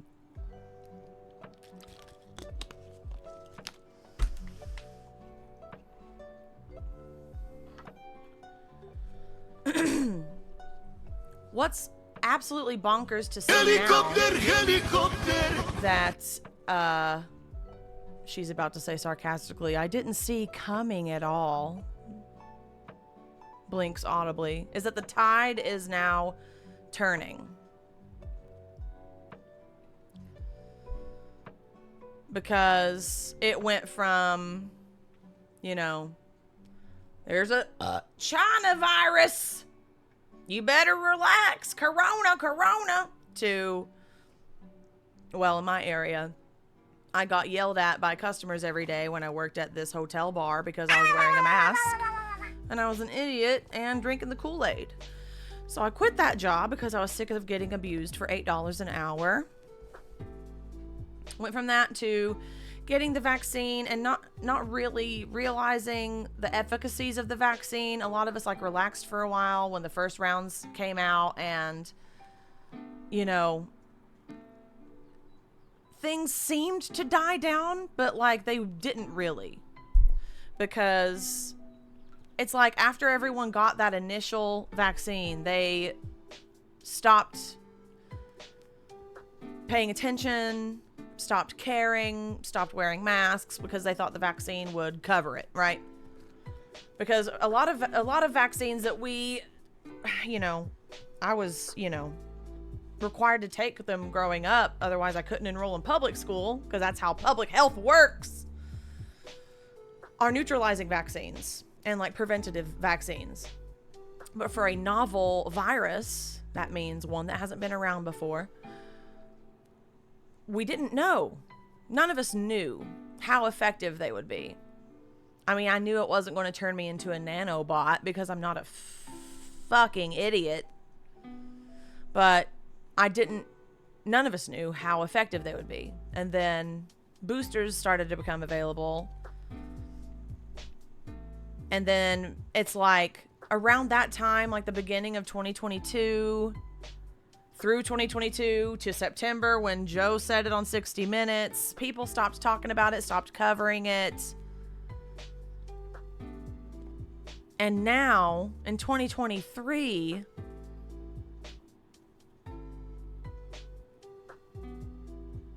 the news, even down to local news, which all local news stations are funded, you could trace it back to like 3 guys up top. BlackRock, Vanguard, and another one I don't fucking know. But they make the news. They spin it into whatever biased narrative they want you to think, see, or believe. And my family watches that shit morning, noon, and night, and I can't. Heart emoji.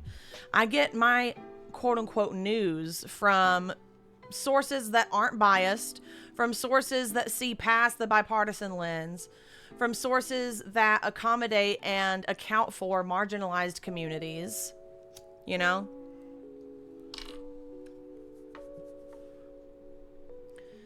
And I follow a lot of disabled people on Twitter and immunocompromised people and high-risk people. And immunologists and virologists and epidemiologists and, you know, any ologist that has been literally in the trenches studying this shit, talking about this shit for years. I mean, yeah, their timelines are pretty bleak as far as the people who are posting this data and keeping it fresh every day. But it's such important shit to see, important shit to know, important shit that flies in the face of what bipartisan politics want you to believe and what the American mainstream news wants you to believe. I know, I sound like Alex Jones to some of you people. Every frog is already gay, in my opinion. But like,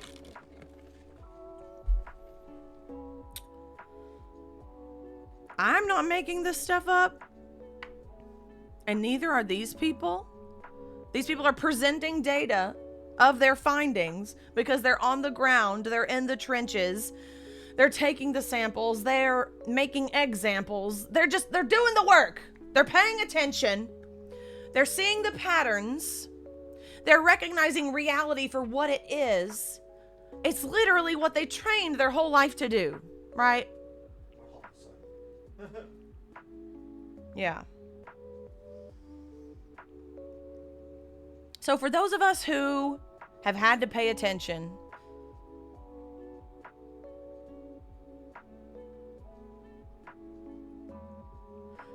I was going to say it's absolutely maddening, but that ship sailed months ago, in my opinion. It's beyond maddening. It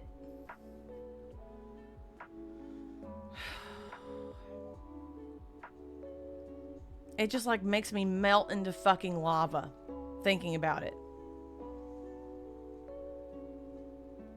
And here's another thing that people don't understand or don't want to come to terms with, especially the people who say all this vile shit to me. They do not realize that they themselves are exactly one incident, accident, infection away from becoming immunocompromised, chronically ill, high risk, disabled, or some form of all of the above.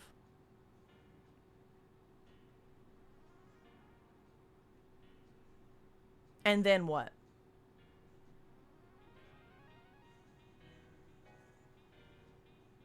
Because I'll tell you right now, Chodester, those of us who have been on the receiving end of your bullshit before you turned into one of us, we're still here. We remember. We heard you. You're an asshole. And I have hyper empathy and I'm hypersensitive to my environment and my stimuli, but I do not have infinite empathy. And TBH, my empathy ends when these people get a taste of their own medicine. I'm not motherfucking Teresa, and I don't care. Because those of us who have been screaming it until we're blue in the face have been trying to tell you. You fucked around. You found out. You know? What pisses me off is that the people who aren't masking, it's not all people who are belligerent, acting in bad faith, you know, gun barrel sucking heathens. A lot of these people are just misinformed. But if they were given the information, they would do the right thing for the name of public health and community health. And I know that's a fact because that's a message that I get a lot from people. I get messages every week that say something to the effect of, you know, because you're talking about it and sharing this stuff, I have started masking again because it's not just about my health. Like my grandparents or my little sister or people at work or just giving a fuck about the person next to you. And I get a lot of, I didn't know any of this shit because no one talks about this shit anymore. But here on Twitter, in the COVID conscious community, we talk about it a lot. We raise awareness a lot. We advocate for it a lot. And it gets seen by people who follow me for other intersectionalities that I'm a part of. And it gets through to them somehow. I don't know what, I don't know how. I don't know if it's my delivery or the frequency of which they see my posts or what, but it gets through to them. And they start giving a shit again.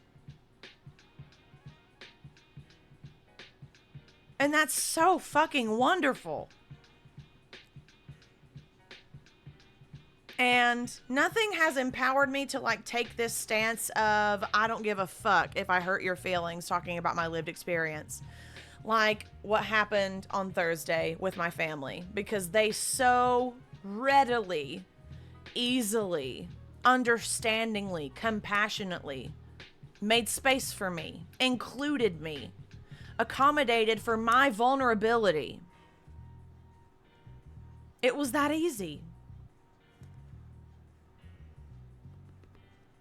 And like I said, if my Republican ass family can do it, then I don't know what y'all's fucking excuse is. For a lot of young people my age, particularly the locals, TM, that I went to high school with and shit, those are the black square posters in 2020 when George Floyd was murdered. They're the ones who showed up to the voting poll in a mask in 2020, more so as a political statement. And then they stopped caring as soon as they felt like it. A lot of them tune me out, I'm sure. A lot of them have me muted, I'm sure. A lot of them fucking hate me, I'm sure. Hate watch me, whatever. But their selfish asses are a big reason why I stopped using Instagram. Because seeing them making out with strangers at bars and shit and going to super spreader concerts with 20,000 people every single day on my phone made me sick to my fucking stomach. And, you know, over the last few years, a handful of them have asked me to hang out, and I've hung out with a handful, like maybe one or two in the past 3 years. But they were vetted, freshly vaxxed, like whatever. But like, as for any of them else, they don't care about me. And it's funny that like, I've only been really getting these invites since I started gaining somewhat of any type of a following. And then when I don't respond to them, they get mad and unfollow me. Like, how conditional could you possibly be? How transparently vapid could you possibly be? I'm not interested in being around performative fuck faces. Because I'm not performing. For those of you who don't understand or can't believe, can't wrap your pistachio-shaped mind around the fact that I'm still taking precautions for a virus that's still very much here, y'all accuse me of virtue signaling a lot. You're telling on yourselves because that's the only reason why you did it in the first place. But I'm not playing around, bitch. This is my health. This is my safety. This is my life we're talking about here. So no, it wasn't a little performance for me, okay? I have to do it. So, fuck those people. If I never saw some of y'all again, it'd be too soon.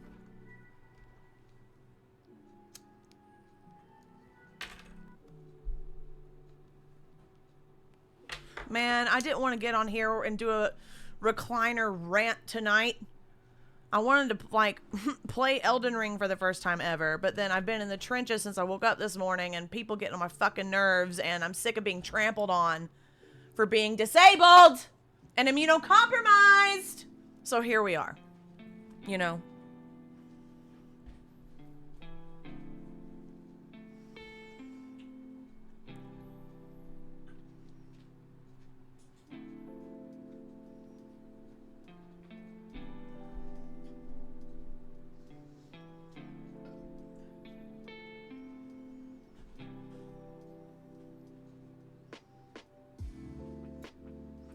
Like, bitch, I've been pointed out and othered and called weird ever since I darkened the doorway of a public school.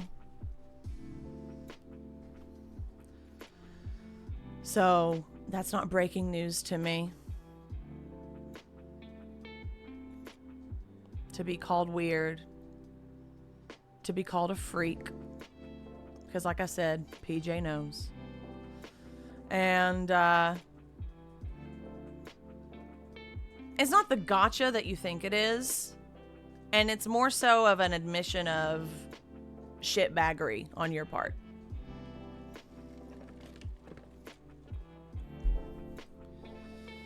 And most of the time when I post COVID content and the fucking asshole flag fuckers get a hold of it, I just block and move on. But because a lot of these comments were on my post about my family, that I felt really good about posting and talking about it and like sharing that update with y'all, because y'all know and like are aware of like the struggles that I've gone through with my family and the hurdles that we've been going through and the healing that we've been going through and, you know, all this shit. I posted that to share a good moment. A moment that I wasn't expecting. And like, Flurb, what are you doing? She fucking launched herself in my face. Oh my god, I'm gonna have to watch it on the playback. I'm gonna have to watch it on the VOD. Holy shit, are you okay? I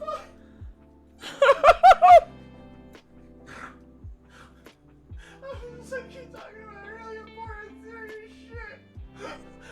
This fucking cat. These cats can't let us be serious. I don't know, Atlas. I missed it. Apparently Flurb, like, what's that thing? That face hugger thing? That animal? It's the face hugger. The face hugger. Flurb face hugged Pidge and jumped on his head or something, allegedly.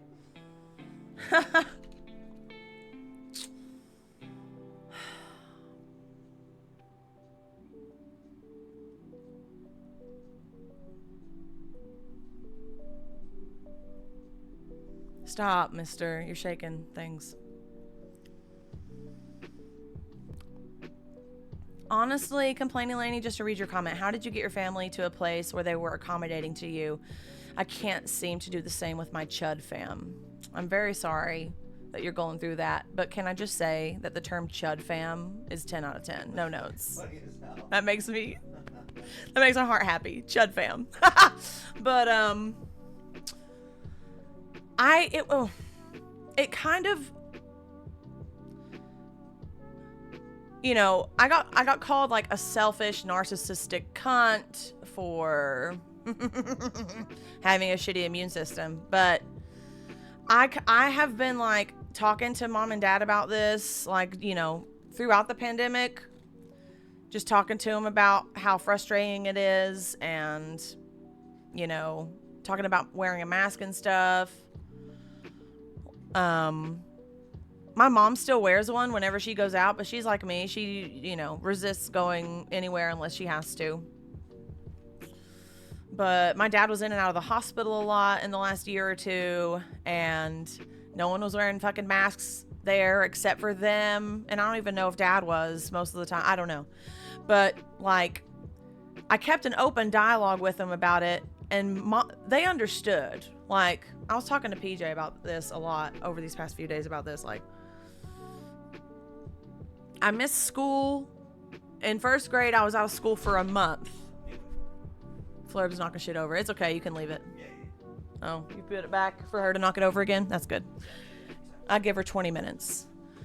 Not to be a Cassandra, but I missed a month of school in first grade because of mono. I've missed various chunks and weeks and months of school for various fucking sicknesses and illnesses, and they have a first-hand account knowledge experience with that because they raised me, so they know. So I made sure to, like, when I talked to them about this, to not be blasé or like lackadaisical or sort of wishy-washy or ambivalent with my boundaries with it or with my needs. Like, specifically with Thanksgiving, like, I wasn't able to make it happen, that visit before Thanksgiving, in like the month that we had that difficult phone call where we were able to get a lot of shit ironed out and talked through to Thanksgiving. I had planned on visiting them one time between then to just talk to them, but I couldn't align it, my body, my spoons, whatever. But prior to Thursday, I texted them and I was just like, you know, I want to be able to come over, but just letting you know, I'm going to be masked up the whole time because I absolutely cannot risk COVID. Because I developed asthma this summer because of the Canadian wildfires. I mean, I live down in like the halfway point on the map, and the smoke down here gave me asthma. So fucking 10, 12 hours away where it was absolutely unlivable, I can't imagine. It probably would have yeeted me into the great beyond. But my asthma has kicked my ass ever since like June of this year. May, I think, is when it was.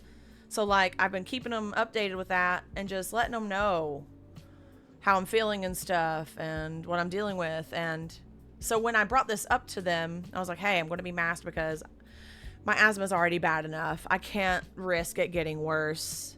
And here's just what I'll do ahead of time, letting them know so they're not caught off guard, so that they're able to prepare as well. Because my mom is also autistic, late discovered. She found out when she was 64 because I told her. I told her about my experiences, and she was like, holy shit, that sounds just like me. And I was like, it's because I am autistic. That means you are too. But anyway, all this connects, I promise. So having this open dialogue and being clear about my boundaries, not in a cunty way, but just in like a clear way. I didn't expect it to happen. Like, honestly, in my head, I wasn't giving them enough credit because I was expecting, you know, my brain plays out multiple scenarios and multiple outcomes of things before they happen. So I'm prepared for every possible scenario. So when something off the wall happens and catches me off guard, I'm thrown for a loop and a half. But like, I expected it to be like, maybe dad would have made a comment about, why don't you take that mask off? We're fine. It's just us, you know? And then I had things to say in response to that, if that were to happen, you know? Or I had the scenario like, what if I went and what if I asked them? Or what if I brought them some KN95s?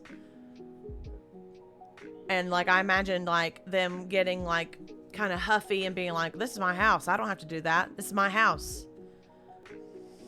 So when I was there on Thursday and they asked me, you know, dad was the one that asked me, would you be more comfortable if we wore masks too just while you were here? I didn't expect it to come from him. If anything, I expected it to come from my brother. But like, they were all equally, I mean, I know they had talked about it beforehand and I don't know what was said, but they all understood. I mean, my brother and I love each other a lot, and it was so great to see him and hang out with him. We just don't talk very much, but knowing that he was so curious about my life and he had seen things that I've been up to, like, he's been keeping up with me. So that means there's no doubt in my mind that I know he's been seeing my advocacy, my COVID advocacy, my disability advocacy, my autistic advocacy, my capitalism sucks advocacy. I don't know if you'd call it advocacy. My capitalism sucks, let's burn it all down. Cussy. So I'm sure he might have brought it up, but like, I know my parents. I know when they do something because they care, and I know when they do something because they feel like they have to, or they feel like begrudged to do so. And it wasn't that at all. It was just so easy. And they're the ones that brought it up. And I was finding myself bringing up things that I thought that they would say. Like, I was like, well, you know, this is your house. I don't want to, like, ask you to do that in your home, make you do that in your home, anything like that. And instead of them being like, yeah, you're right, fuck masks, ha ha ha ha ha, they said, well, this is your home too.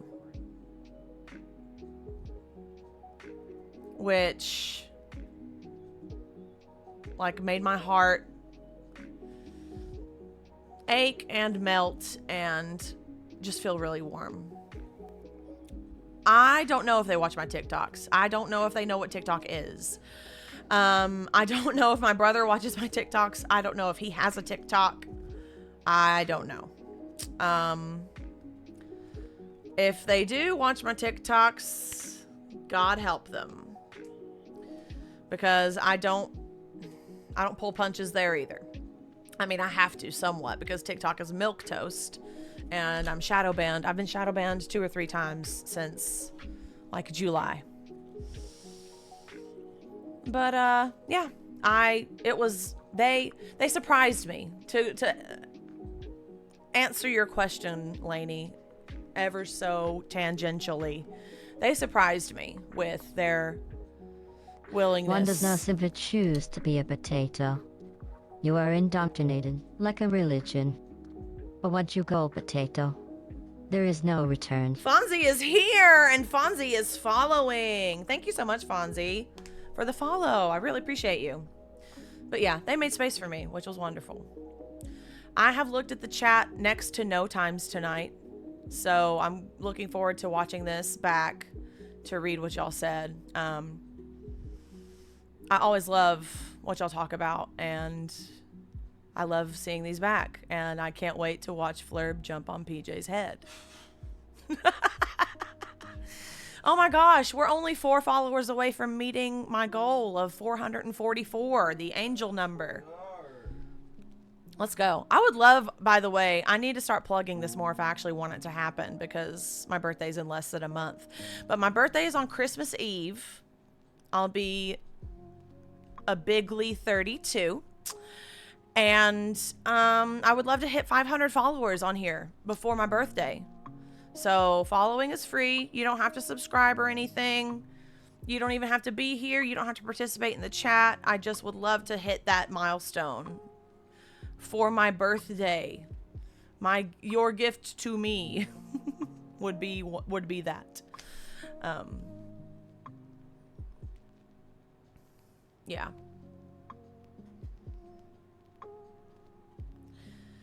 I feel like, you know, I thought about not streaming tonight and then just playing Fortnite and being mad and wasting my precious spoons on trolls that are committed to misunderstanding me.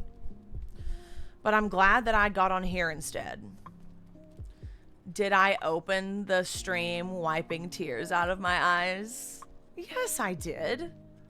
Of course I did. Literally, I was sitting here just thinking about all the shit I wanted to say.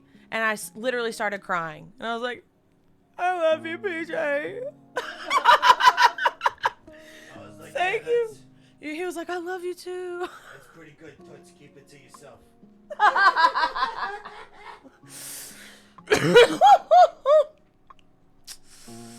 I was like, thank you for all your help. Because, like, he brought the chair over here for me and brought all my stuff over here for me. And he knows I've been in the trenches, and he knows that it's usually a rough day. Want a break from the ads? My hero? My hero! All those drink water now redemptions, I'm starting to feel it. They're about to get fucking redeemed. You understand? I'm starting to feel it. I'm starting to feel it. That was your one. That was your one. Okay? Maybe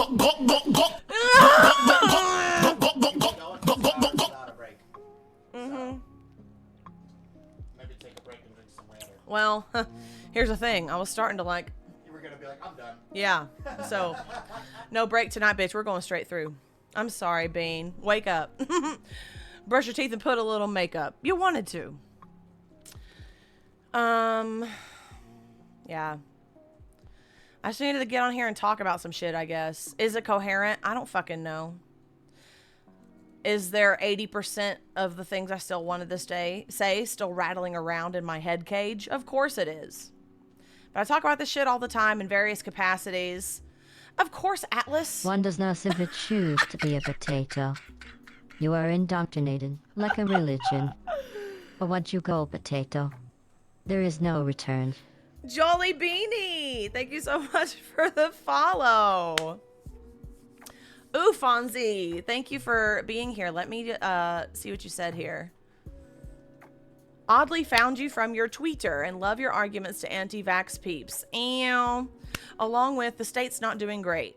As an Asian American, it annoys me on the BS since the pandemic. Absolutely. Yeah, well, I appreciate you being here a lot.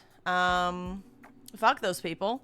Sometimes I block them and move on, but sometimes I make time, and I had time for them today. And then it got over my head, and then it started weighing on me, you know. But yeah, I think this is gonna be probably where I call it for the evening. I can't believe I didn't do a BRB. That's how you know I'm in the fucking zone, isn't it? My lovely partner, PJ, who is sitting behind me, and he is also my moderator, vibing with Azariah, is plugging all of the good things for y'all. We have a Discord. I have merch, potatum.com for that. Follow me on my YouTube, at potatum with the number 8. All of my VODs live there, at potatum with the number 8 on TikTok and Twitter. I appreciate y'all being here. Thanks for letting me get the shit off my chest, as incoherent and non-linear as it was. I appreciate y'all so much. And I'll be back on Wednesday with some shit. Do I know what? Do I ever? Will you be here? I hope so. Bring snacks. I'm going to have a piece of pecan pie that I just remembered. Whiskey, you're eating pecan pie as well.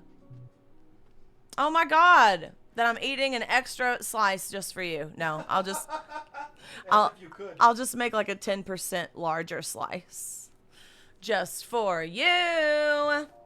We're pecan girls, pecan sisters. Cheetah girls, anyone? All right, y'all, I'm out of here. I'll see you when I see you. I didn't say this at the top of the stream. Oh no. But oh well, I'll say it now. Lurkers, listeners, now and later, I hope you have a beautiful time zone wherever thou may art. And I feel a lot better than when I started. So thank y'all for the company. I love y'all a lot. Join our Discord. Follow me on all the things. Let's get this to 444. Let's get this channel to 500 as well. I love you all. Thank you so much for being here. I'll see you next time. Bye.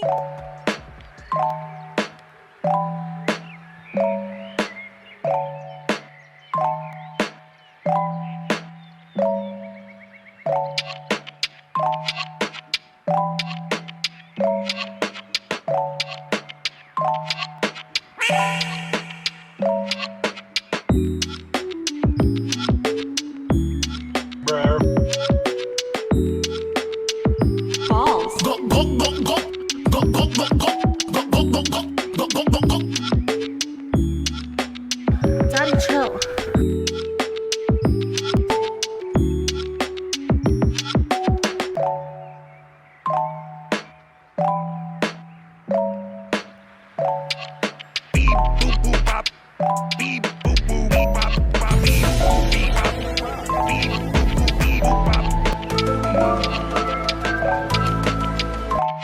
The giant horsecock weighs over 11 pounds.